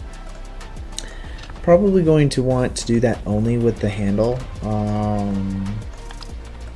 and not the rest, but we could take a look to see what it's really going to do. So let's add a subdivide surface and shade smooth it. It actually works really nicely, I think, subdividing everything. Yeah, I like that. And then the only other thing is, I guess these pieces here, just have to take them and move them upwards. Connect it better. Great. Okay, so that lantern's gonna be, that's gonna work just like a charm. Let's just rotate that slightly.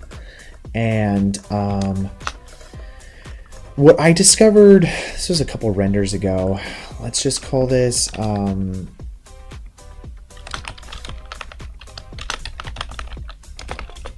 call it lantern exterior, and I'm going to create another one for lantern light.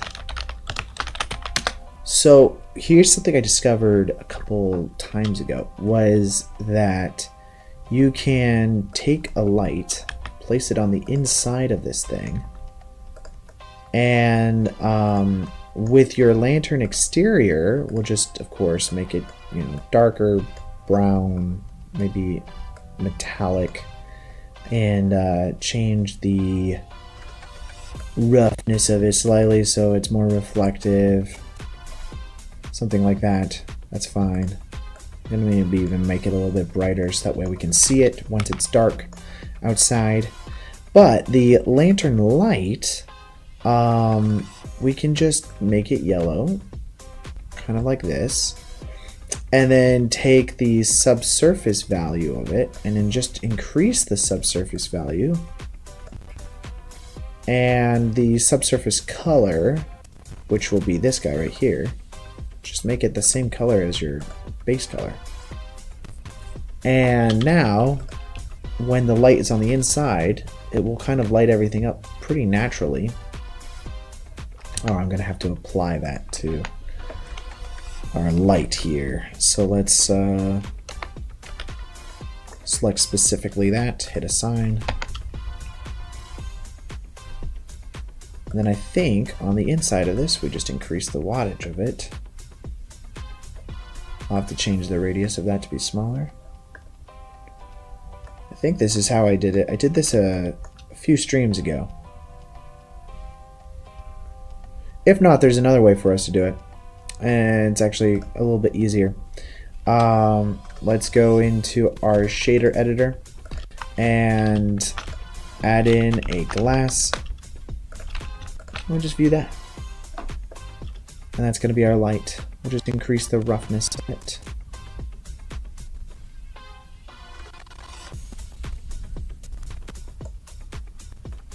And then our light that's on the inside,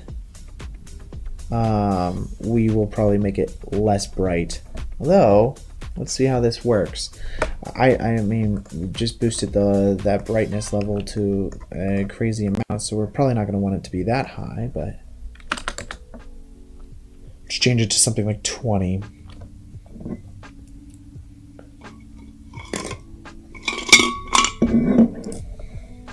I got to fill up my water here because I'm like running low. There's your ASMR for today. Great. I think that works for that. Let's take this metal texture that we have here. We're going to make some adjustments to it. Let's go to shader editor and let's add in a Musgrave texture. And if we view it, we can kind of see what that Musgrave texture is. Basically, what we're going to do is we're going to try to create some variation to the color scheming here.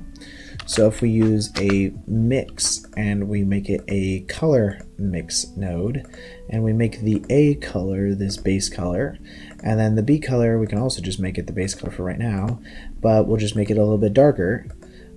We could take this Musgrave texture that we have here and plug that into the factor. And so now when we view it, we can see kind of what's going on. It is where the white areas are at, it's putting this lighter A, and where the darker colors are at, it's putting the B. And that's giving us a little bit more of some variation in the color toning that we're doing. And we can adjust our Musgrave texture now to get the exact amount of variation that we want. And then also adding in a color ramp or something like this, we can just make it a little more crunchy. And the crunchier it is, the sharper your lines are going to be for your variation of your color scheming that you're doing. So we can now just take all of this and then plug it directly into the principal BSDF base color. And now we'll have a color texture that will be running through there, and it'll create some variation to everything.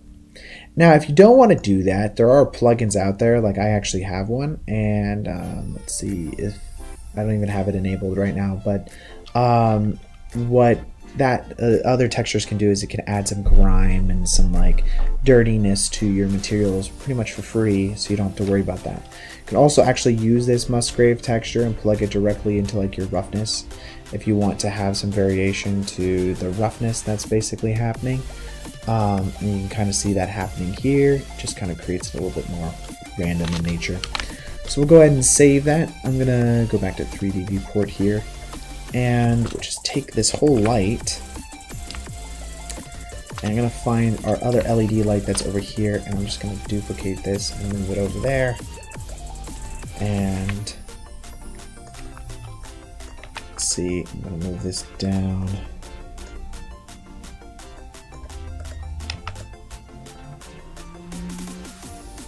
So now we'll have, you know, 2 lanterns. And actually, you could probably just, grab this whole thing, and maybe it's like a walkway of lanterns to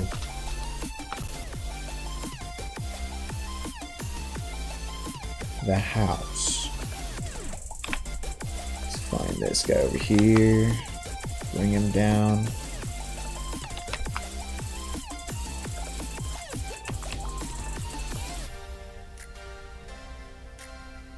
And actually, since we do have lanterns now, we can actually just take this to the actual house. Oops. Come on, I need the light. There we go.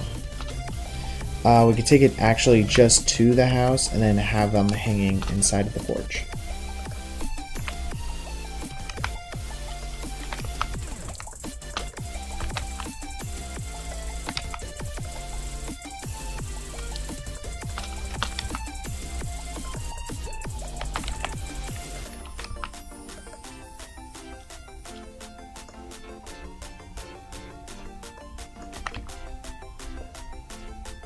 Okay, great. Well, there we go. I will say next up, let's do the house here. We add some shading into the house. These windows that we're creating, we can do the same kind of effect we just did with the lantern to kind of give it kind of like that nice realistic feel. So I'm going to call this house base. And then we'll create a new one. We'll call this windows. And let's we can start working on that. I'm going to add our cursor here, and we'll add in, let's say, a point light.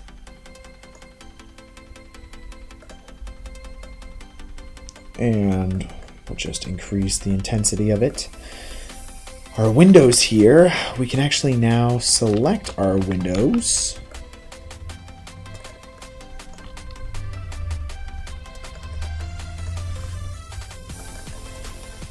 Hit assign, and with our windows assigned, at least that one, let's see if this works. We'll just do one at a time.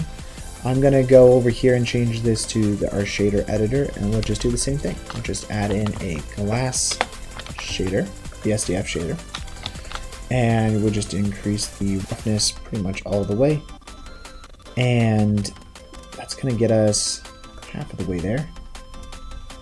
Let's go to our 3D viewport. And the only other thing is rooms are not empty, so this will need to have a somewhat of a room to it, and all we have to do that is kind of create this cube here with only one face, and or one of the faces removed, and that will make it so that this light bounces pretty effortlessly.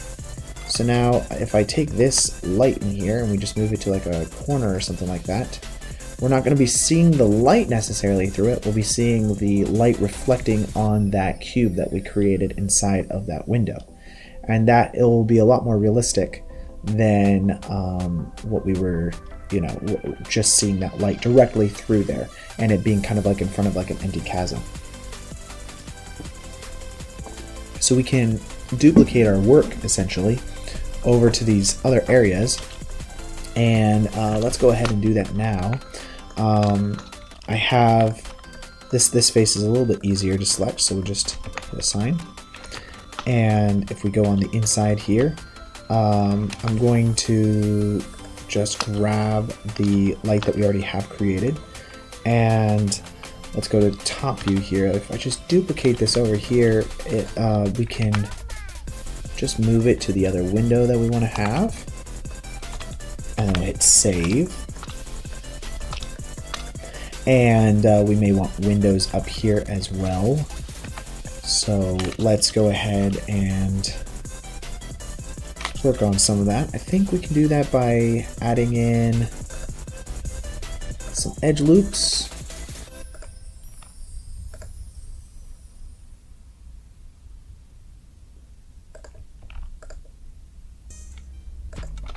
There we go.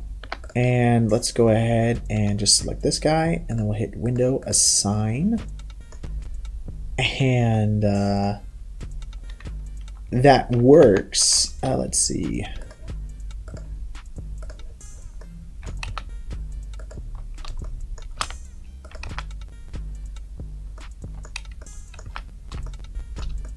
And this needs to be within inside of this like small window that we have up here. More specifically, it's got to be within inside of the window.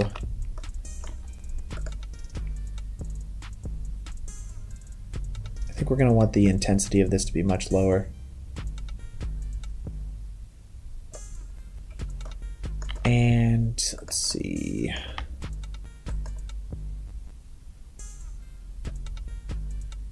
pretty cool. I like that. And now I'm gonna just, let's just take this whole thing and delete it. And let's take this whole thing over here and just duplicate it, move it over. We'll scale it up, and now we got different size windows and different size parts of the house.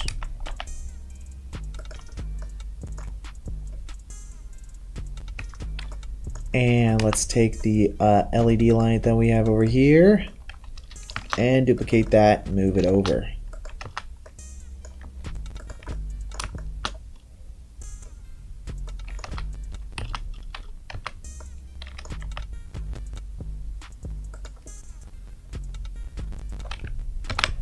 That's pretty nice. I like that. And it feels a lot more natural than kind of an older method of trying to create windows would be, you know, just trying to make it more emissive on the outside. You can see that, like, even these windows are just kind of like basically being emissive. And instead of that, you can kind of control all of your point lights right here, and you can actually name them properly rather than what I'm doing, which is just dropping them in there. But that'll allow you to kind of like change the color of them and then change the strength that you want them to be, and so on and so forth. Let's see, I'm gonna increase the strength of this as well. And that should be good. Okay, so there's all our windows, and I don't think, let's see, probably go in and add some roof tiles, I suppose.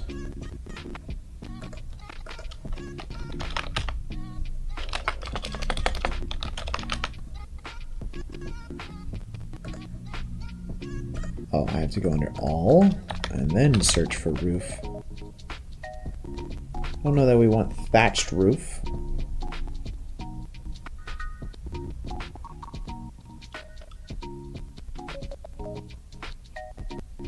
Try to find something that's a little bit more fitting for our scene.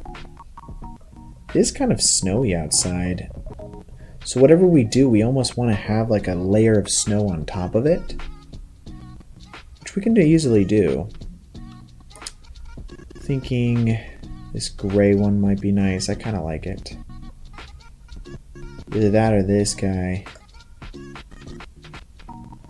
Yeah, let's do this one. Roof 7.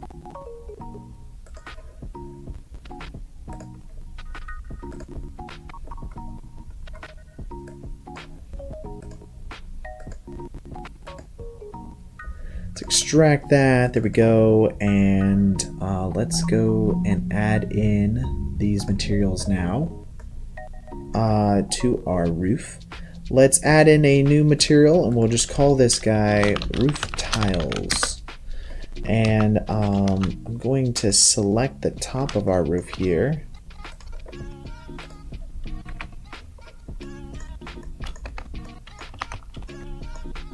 Kind of want all of this to be selected.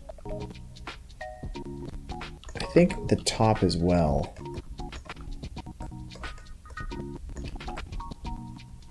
Great. We do not want the chimney selected.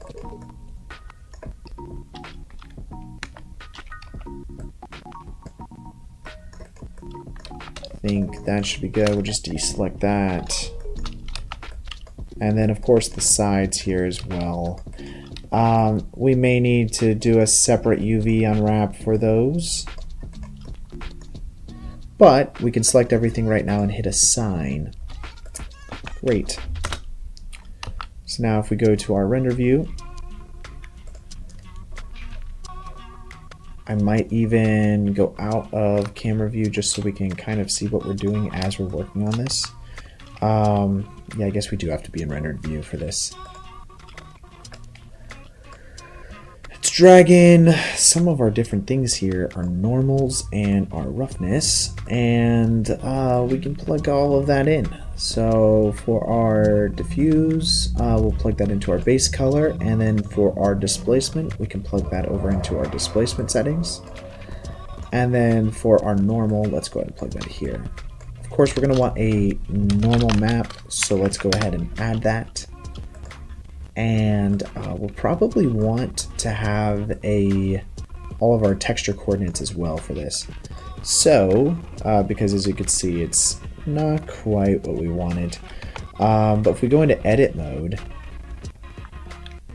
and we have all that selected, we can say Smart UV Unwrap. And this might get us most of the way there. Maybe not. We might want to do like a cube. I think cube's probably going to be our best option for this. Because now all that we have to do is, we'll go back to object mode here. I'm going to add in our texture coordinate and our mapping. And then we'll just plug that into our vector for all of this. But now that we have the UV unwrapping a little bit in a better place, I can just add in a value node and then plug that directly into scale. And we can scale this to whatever size we need it to be. Which 3 is probably actually pretty close to what we need. But as I mentioned, it's snowing here, so we're going to want to have snow on top of all of this. And, you know, there's a couple different ways we can do that, actually. I think I wanted to try this new method. I haven't done. I think it's, let's see, Alt space, Alt space, nope. Control space, nope. Control tab, nope. Alt tab, nope. Space tab? Space tab is not it. I'm gonna have to figure out how to open up that menu. I can't remember how to do that.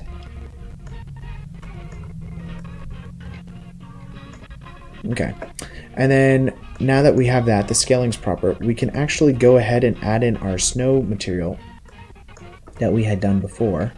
So let's find that. We can actually just select it under our snow here, and we can just grab everything like so. Control C, and we'll go to our roof, and we're just going to add that into here, like so. Now, we will use a Musgrave texture, and let's go ahead and view that. And yeah, I mean, that's probably pretty good. It's, you know, it all kind of depends on how much snow you want, and so on and so forth. So then we're just going to use a mix shader rather than our mix that we've been using. And we're going to plug into this one our principled BSDF, and this one into our principled BSDF, and then we'll plug the height into that. So now if we go view that, we should be getting snow everywhere that we had the white, which,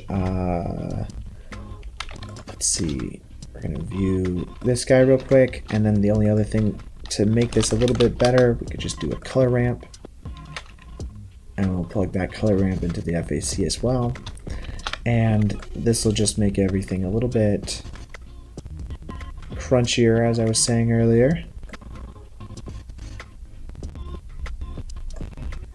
And so now if we go to our mix shader, it'll be a little more definite where that is happening. Now, I actually have this backwards, so we'll just swap our shaders here. And so now we will only get snow in like those specific areas. And let's see, I want to adjust this just to have a little bit less black, more snow.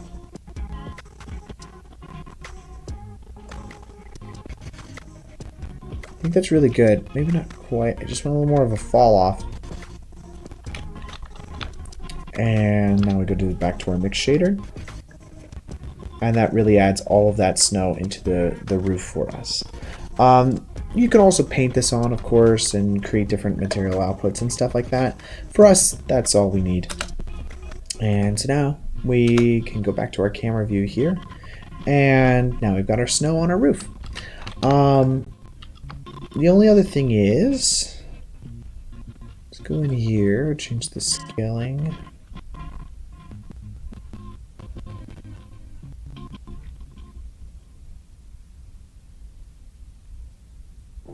kind of want more snow on the roof.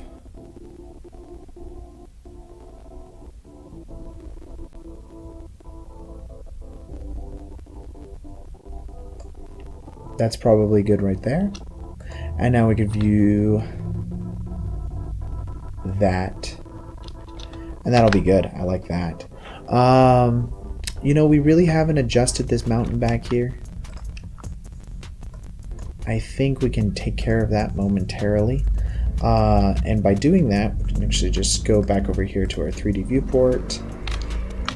There's a lot of loud cars driving by today, aren't there? Let's go to Botanic, and we can find our landscaping tool, and we're going to use a scatter function and find something that will work for us. Grass with snow. I'm going to make sure I hit the save button because last time it crashed. So we'll do that first. Of course, as I expected, kind of put it everywhere, but we really only want it in our area that we created for the vertex group. So let's go ahead and find that setting. We can adjust that under, there's a vertex group window. And that was the thing we created earlier with the weight paint. Here it is, density. We'll change it to group, and now it'll only put it there, which is from our camera's perspective. Right there. Awesome. And of course, if we look really closely, we can see the scaling is pretty good. I would probably say the snow. I think I'm happy with that. I'm fine with it being a little patchy. It's all good for me. I don't know. Maybe we want something over there. It's hard to tell. Try it out and see what we get. Just rotate this. Oh, that looks inappropriate, I just realized.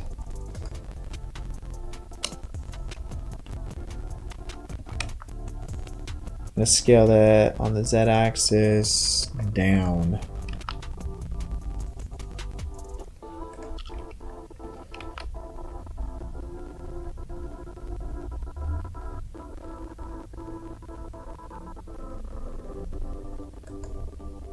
Okay, I like that much better. We hit the save button there. Okay, great. Now, if we go look at our render that we have.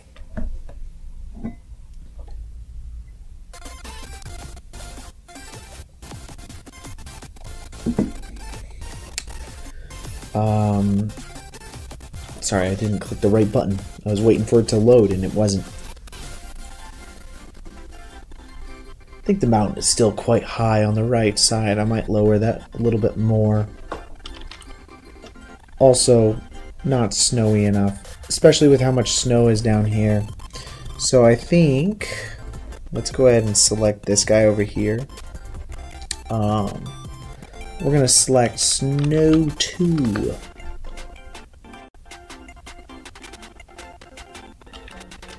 Should be good. And let's see. We're going to go to our displaying of everything and just set that to like 20%.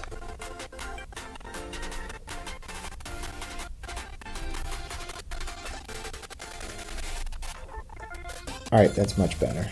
And now if we take this and we just scale it down even more.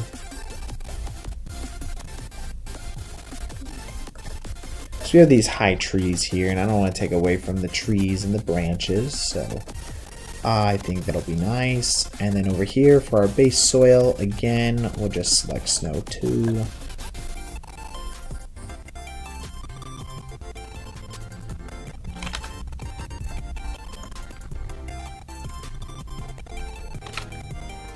Hit the save button there again.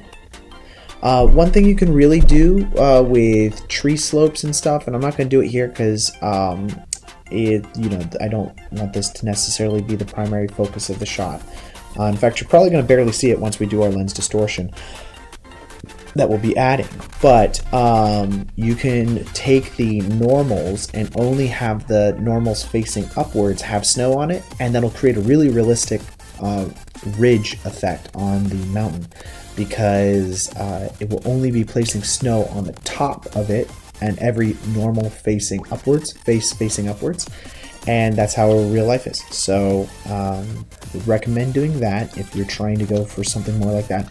To me, I just want it to have it to be more filled and have more snow there. So great. Let's see. I'm going to duplicate this guy and just kind of rotate him around.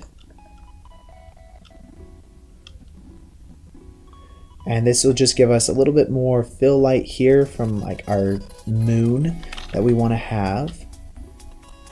And then our house in the background, let's see, what do we have here? I guess I want more of a slatted house, worn. Interesting. I like the outside of a house needs to be, maybe I guess metallic. This might be the thing I'm wanting. Like I saw it. Oh, I don't have Patreon. That's not me, guys. Sorry. We can create our own worn effect. Might as well. It's more fun doing it ourselves. So let's just go ahead and get that downloaded. And we'll put that on here around the house. And then the only other texture we might need is the bricks up there. And I think we'll go without the snowflakes this time. I'm not interested really to have the snowflakes. But right now, since we're in between things, just wanted to remind you guys, if you guys could hit that subscribe button. We do these streams once a week, and it would be really awesome to see you guys come again next time. If you are late to this stream, then it's always great to be in on the next one. Are we wanting trees back here on this back mountain? I'm not quite sure yet. How are we feeling about that? Okay. Let's go to this house, and we're gonna add some shading to it. We got the house base is basically what we'll be adjusting here, and we might want to do some like wooden poles as well. Give it some more detail. It's really out of focus in the background, so spending too much time on this is not preferable. Oh, interesting. What light is this?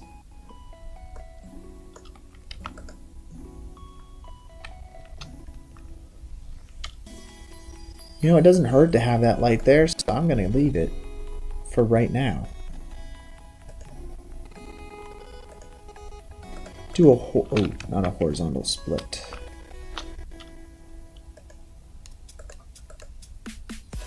Let's do a vertical split. That way I can get my shader editor. So I can stop swapping back and forth. You know, I'm starting to feel like I need 3 screens rather than just 2 screens. I do like to have a nice big image over here.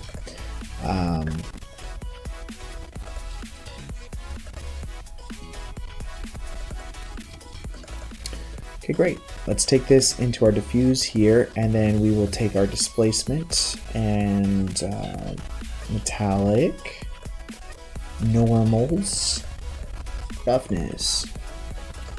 So our metallic, yeah, we'll just plug that into our metallic option here. And then our roughness, we can just plug that directly into roughness. And then the color, we'll just plug that into base color. And then our normals, just plug that in there.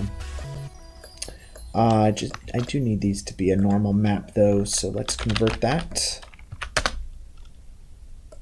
And our displacement, let's plug that over here.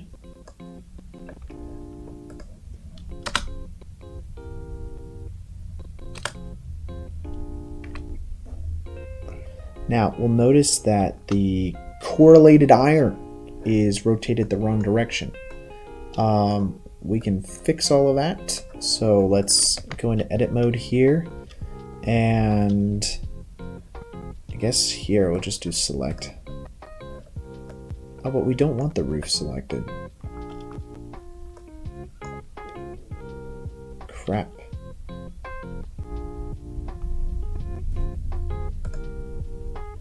Oh, okay, great. Yeah, I don't know why it selected everything at first. That was annoying. I'll do cube projection. That already gets it in the right ballpark.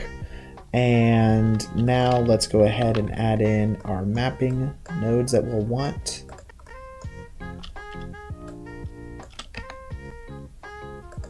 And all of this needs to get plugged into the vectors, so gotta load that in there.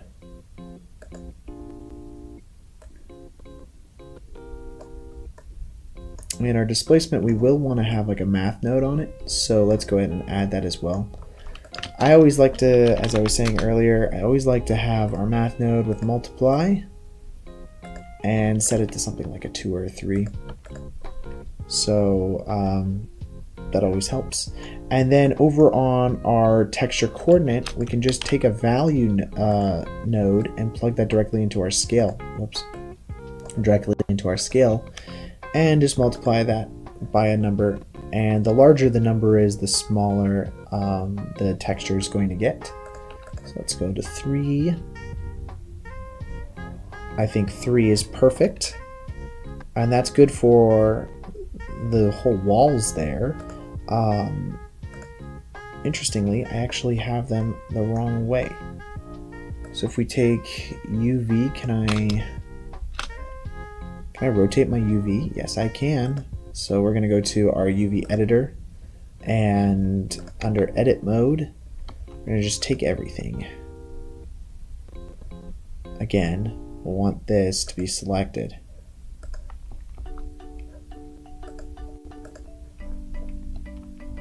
And just rotate this 90 degrees.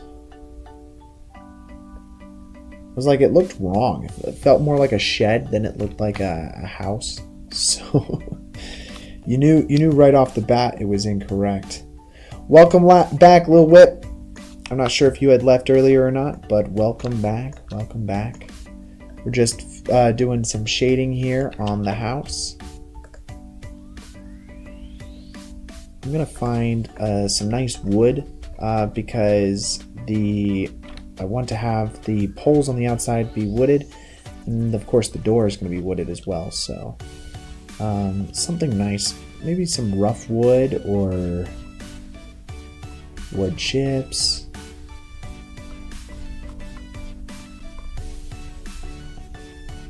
Something that allows it to feel like an outdoor, and I'm not sure if bark is the answer, because maybe we want to go the bark route. But these wooded planks also sometimes work. I'm going to download this. Oh, it looks like I already got them. It's like a lot of these materials I already have, so just finding the ones I want on the website and then being able to go from there. I'm going to swap this back over to 3D viewport, and we're going to create a new material over here called a wood, and that'll have everything that's kind of like sticking out in this section. So let's go ahead and select everything that we'll want. Problem is this whole house just kind of selects when I do that, so go to top view, I guess. And we're just going to select that whole section. And that'll be wooded. I guess the ground will as well. So let's select everything here. And again from this side, so that way we're not missing any planes. The door may be different, so I don't want to, if the material is different, I don't want to have to reselect this later. So let's go ahead and just select this door right now and assign it its own material. And if we want, we can actually just assign it to whatever material we create for the rest of the porch. But I don't want to be stuck with that. So let's select our wooded beam texture that we'll be doing here. And I really like the what is this one called? Wood planks dirt. Let's find that in here.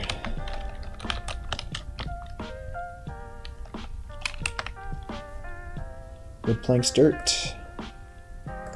Textures, and now we can just drag everything in. Displacement, our normals, as well as a roughness. And just plug all that in here.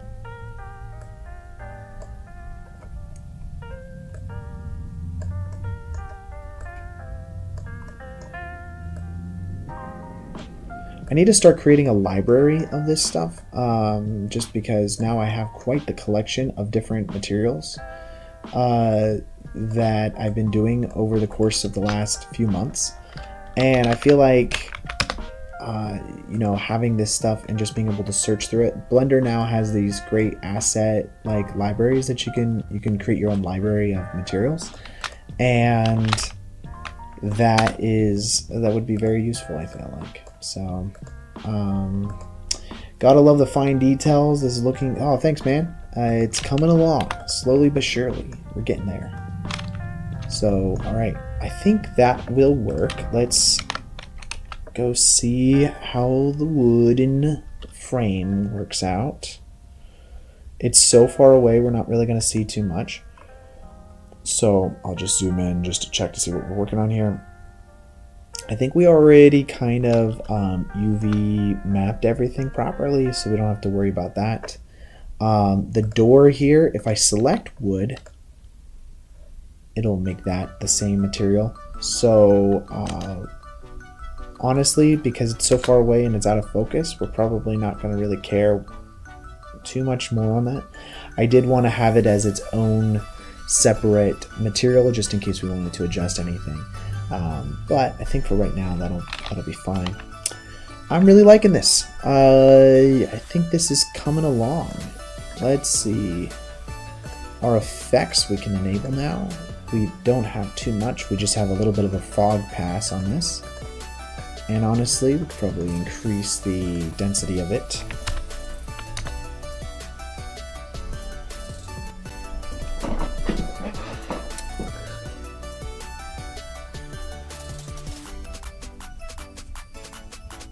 And that kind of like lifts the shadows as well. Don't want it to... I feel like we want to see a little bit more of a path to the house. We certainly want to see more light under the area where the house is at. So, whoops. That being said, let's take this cube. 1 second. I don't want to have to keep turning this off. So under visibility or viewport display, and change it from texture to wireframe. Our house that we have over here, and our snowman. This all kind of needs to play with each other correctly with the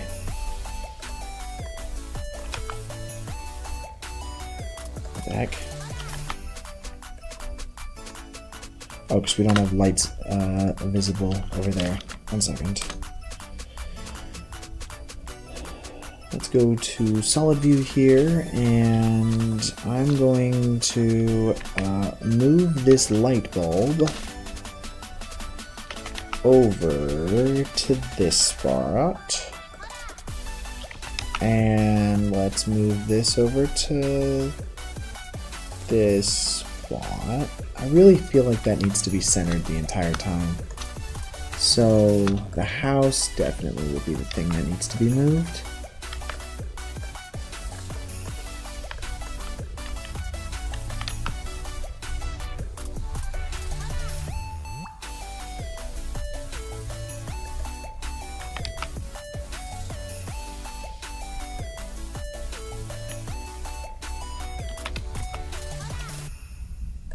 You know, it's still not, it feels like it does need to be there. You know, I'm not a fan of moving that, so I think maybe, let's see, let's light this up, this porch area.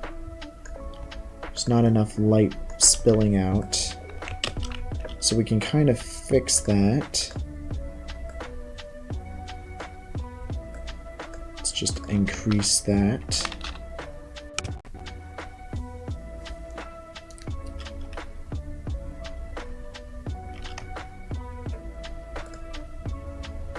Let's go view that in render view over here.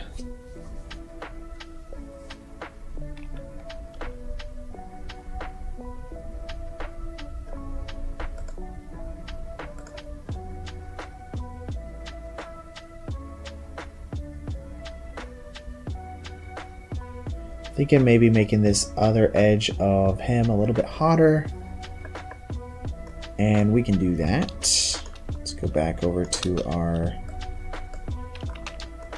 snowman. We have these fancy lights. Let's just increase the intensity on that. And also have to make sure that these are not affecting the volume. So I'm going to turn off the volume scatter on the area lights, because we have this big volume of the fog, and so I don't want that to affect that too much. It's a little dark back here still, so I might add some of these lights on the ground all the way across.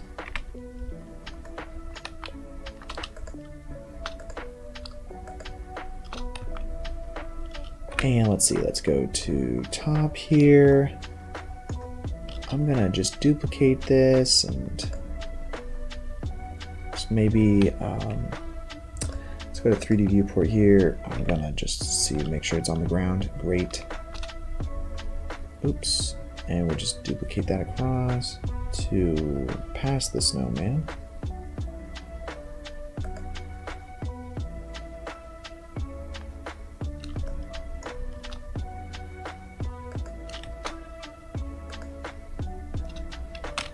Great, and we'll go ahead and hit the save button there. And that kind of just like creates like a little bit of life back there, as if it's like a yard, which is really what we want. We don't want it to feel like a scary house. It's supposed to be more warm and welcoming. And honestly, thinking let's just duplicate this.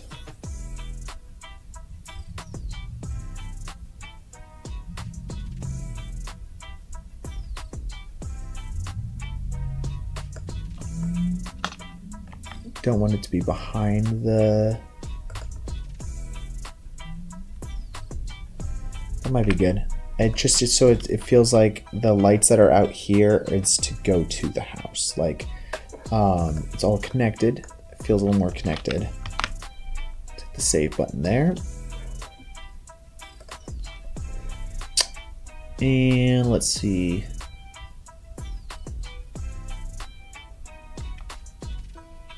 I think this is still pretty dark over there.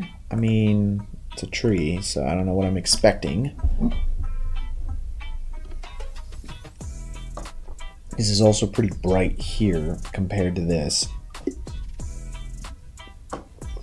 But these are things we can fix inside of the composite, I think. So, all right, real quick. Snowflakes or no snowflakes? Snowflakes or no snowflakes? That's the question right now. And then I think we'll be in a better place to move on once I get an answer for that.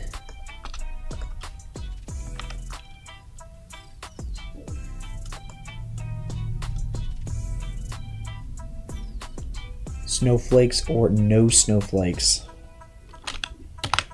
Because I'm thinking no snowflakes. We did snowflakes a couple weeks ago. I feel like we don't have to do snowflakes every time. Okay. Other than that, maybe some bushes here. That's the only other last thing that I'm really thinking. So let's see. I'm gonna go into Botanic real quick, and then we'll just spawn in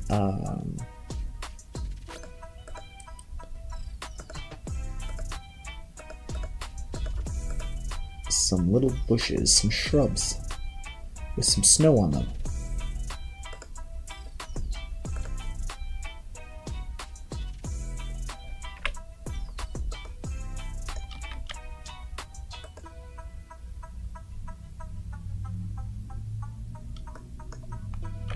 Let's just duplicate that, rotate it. There you go. You got.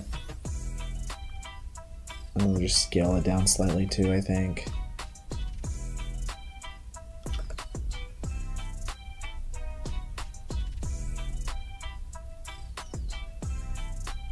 Okay. Yeah. I'm liking it. Let's get this into the composite. So to get that done, we're going to go over to our, turn on some crypto mats. We are rendering in cycles, and we'll just render this out at 50% resolution, and then open EXR multi-layer. Go ahead and hit the save button there. And now if we render that out, that will be going.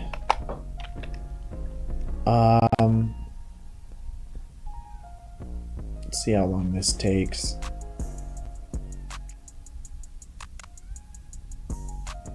About 10 minutes. Cool. So we'll be compositing in Nuke X today. So it's my compositor of choice.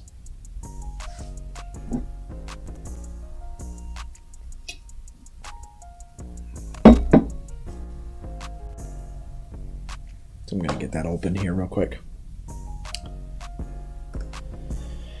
So I'm going to render this out at 50% resolution first, and then I'll do the full resolution render afterwards, because that always takes so much longer to do.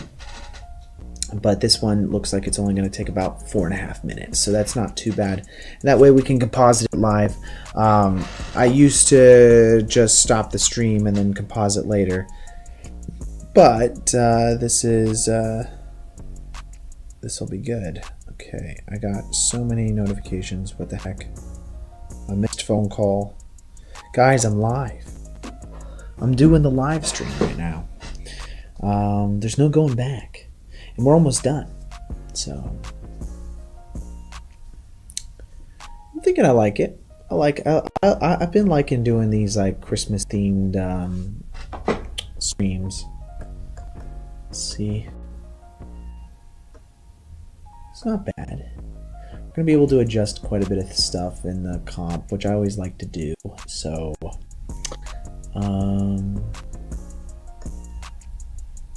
specifically some more of the color grading aspects of things.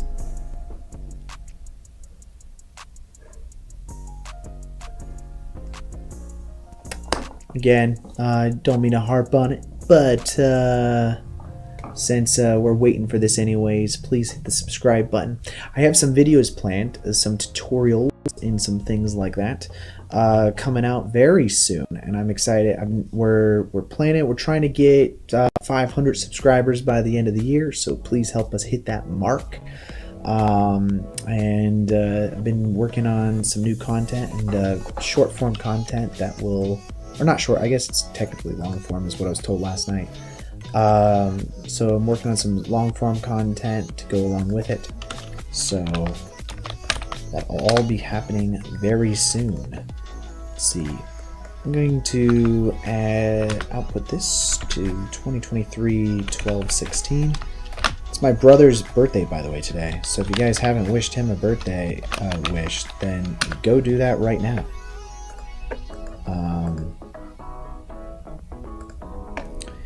He's turning the big 2-3. Render out the full res version of that now. And let's go ahead and open up Nuke.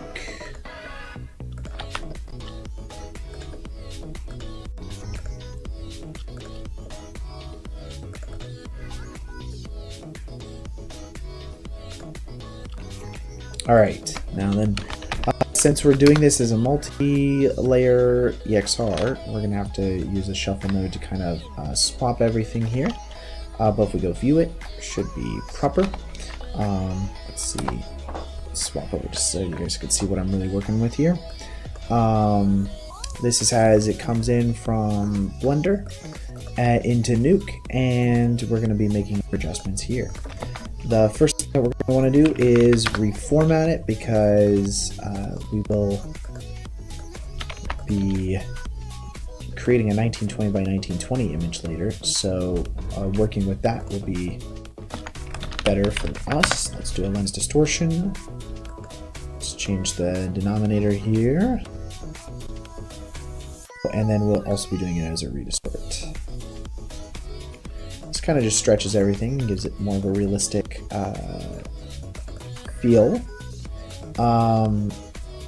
That's our lens distortion. Let's go ahead. I'm going to first things first. Let's just get everything to be a bit brighter. I'm not going for too much of a dark scene, so that's good. And then let's change the saturation slightly. And let's adjust the, I'm gonna add a color correct, and then for the shadows, we can change the shadow gain here to be a little more blue.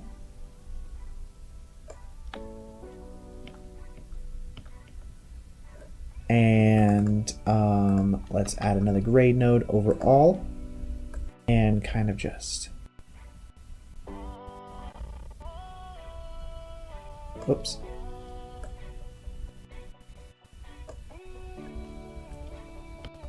And as you can see, we're kind of just bringing in a little bit of that blue undertone for everything while keeping all the highlights, that nice pinky feel to it. And then that will be really nice. So let's go ahead and add in some glow now. This will kind of make everything very hazy, very dreamy, which we don't necessarily want. So let's just increase the tolerance to be more focused on the areas that we do want, the highlight portion of the image. And now if we change the brightness level of this, that'll allow us to really fine tune what we're going for here.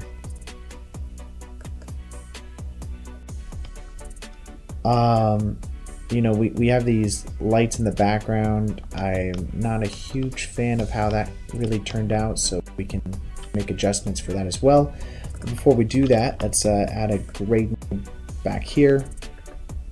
And I'm going to be using a roto node. We'll be plugging that into our mask. And this will allow us to kind of draw our focus a little bit better. So let's just add in a vignette. And change the pre-multiply to RGBA. We'll pre-mult it, and then I'm just going to blur this roto that we created here by like 300 pixels. And now, if we look at, actually we could take a look at it, you can see what I'm doing here. This is the mask that we're basically creating. And then on this, we can just darken it. Just trying to darken just the outside edges here.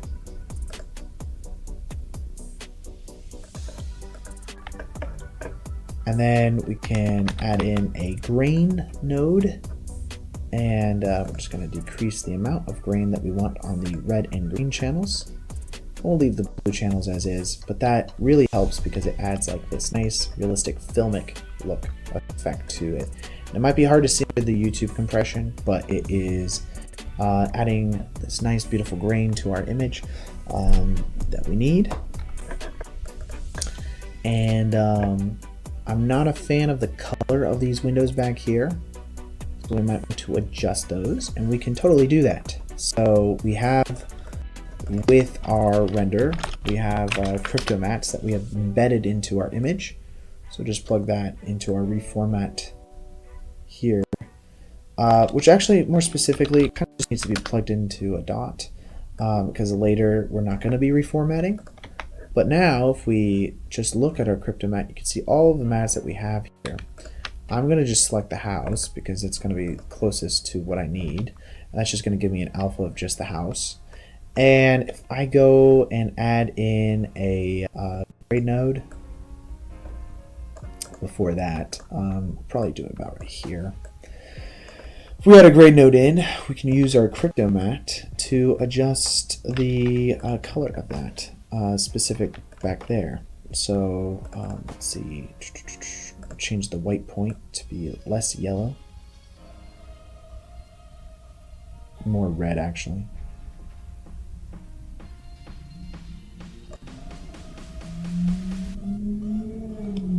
And you can kind of see what it's doing there. And it's affecting also the shadows. So if you don't want to be affecting the shadows, you can add in a color corrector.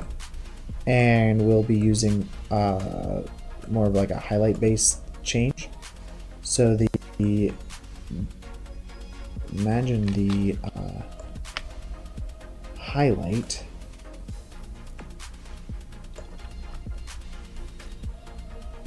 we could change the gain here to more red, and then under our ranges we want the mid-tone to encompass more things, so we can adjust the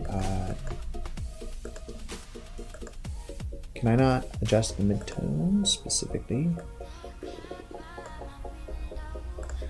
It's the shadow that just has too much control.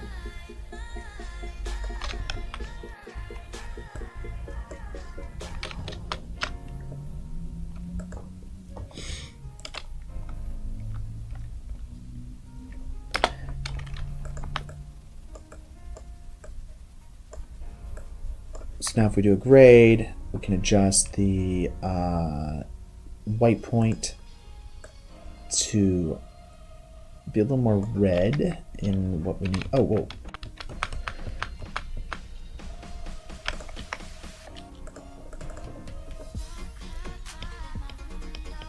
Okay, yeah. So with our color corrector, we can adjust the midtones and it won't adjust the shadows for us. I was in the wrong area. I was kind of confused why that was happening. But yeah, so the color corrector right there, now we can adjust just that to be a little bit more red rather than it having that other yellow color. So if we go view the final image now with what we have, be a little bit better. And we can even adjust it even more so. And it's kind of taking out that yellow because we're adjusting it before. That's perfect. That gives us a nicer color for that final image there. Let's go ahead and hit the save button. Oh, that's right, I have to save this. We're just going to call this the comp, and we'll call it version 1. Save there. So now you can kind of see what we're working with here for the final image. You know, it's pretty straightforward. It's a really simple animation looking scene. Nothing crazy, nothing insane, but you know, it's a fun little Christmas render that we got to do here today. Looks like this render is almost complete. Let's go take a look at this. It's almost there. It's almost there, everybody. A nice little image you can create for some Christmas postcards. Oh, it's rendering out. Well, that's crazy. I must have hit render animation. Did I hit render animation? That's wild. So it's rendering to temp. I'm not sure where temp is. It could be in a number of places. I guess I could find it here. So it's located under drive C. So let's put this under output. I have to go find it.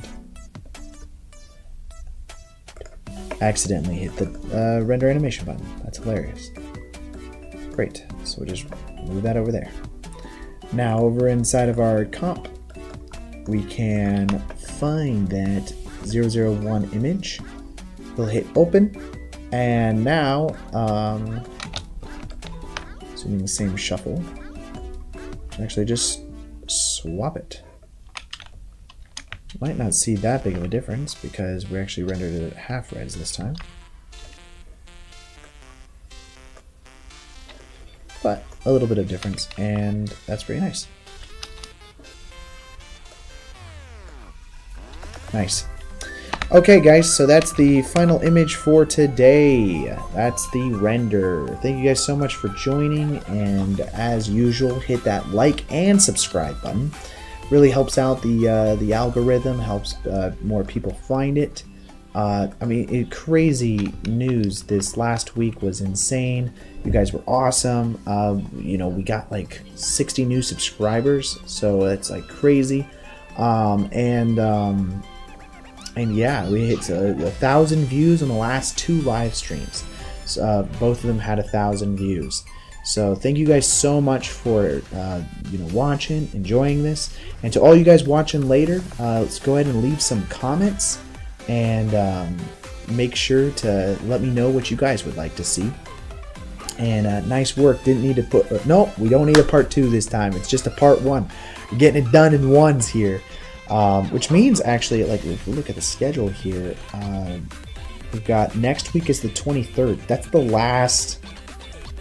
Or the 22nd is probably what I would be doing. So that's like the last week before Christmas. And I'm assuming that we're probably not going to do a Christmas themed one on like the 30th because it's past Christmas at that point. But it all kind of depends on what you guys want to see. So let me know in the comments below. I would love to see your guys' comments of what you guys would like to see coming up as we're getting into January and the future months. What kind of streams you guys would like to see. I'm excited for what we can be creating together. Thank you guys so much for joining, and I guess it's after there we go. Yeah. So thank you guys so much for joining, and I'll see you guys next time. Thank you so much.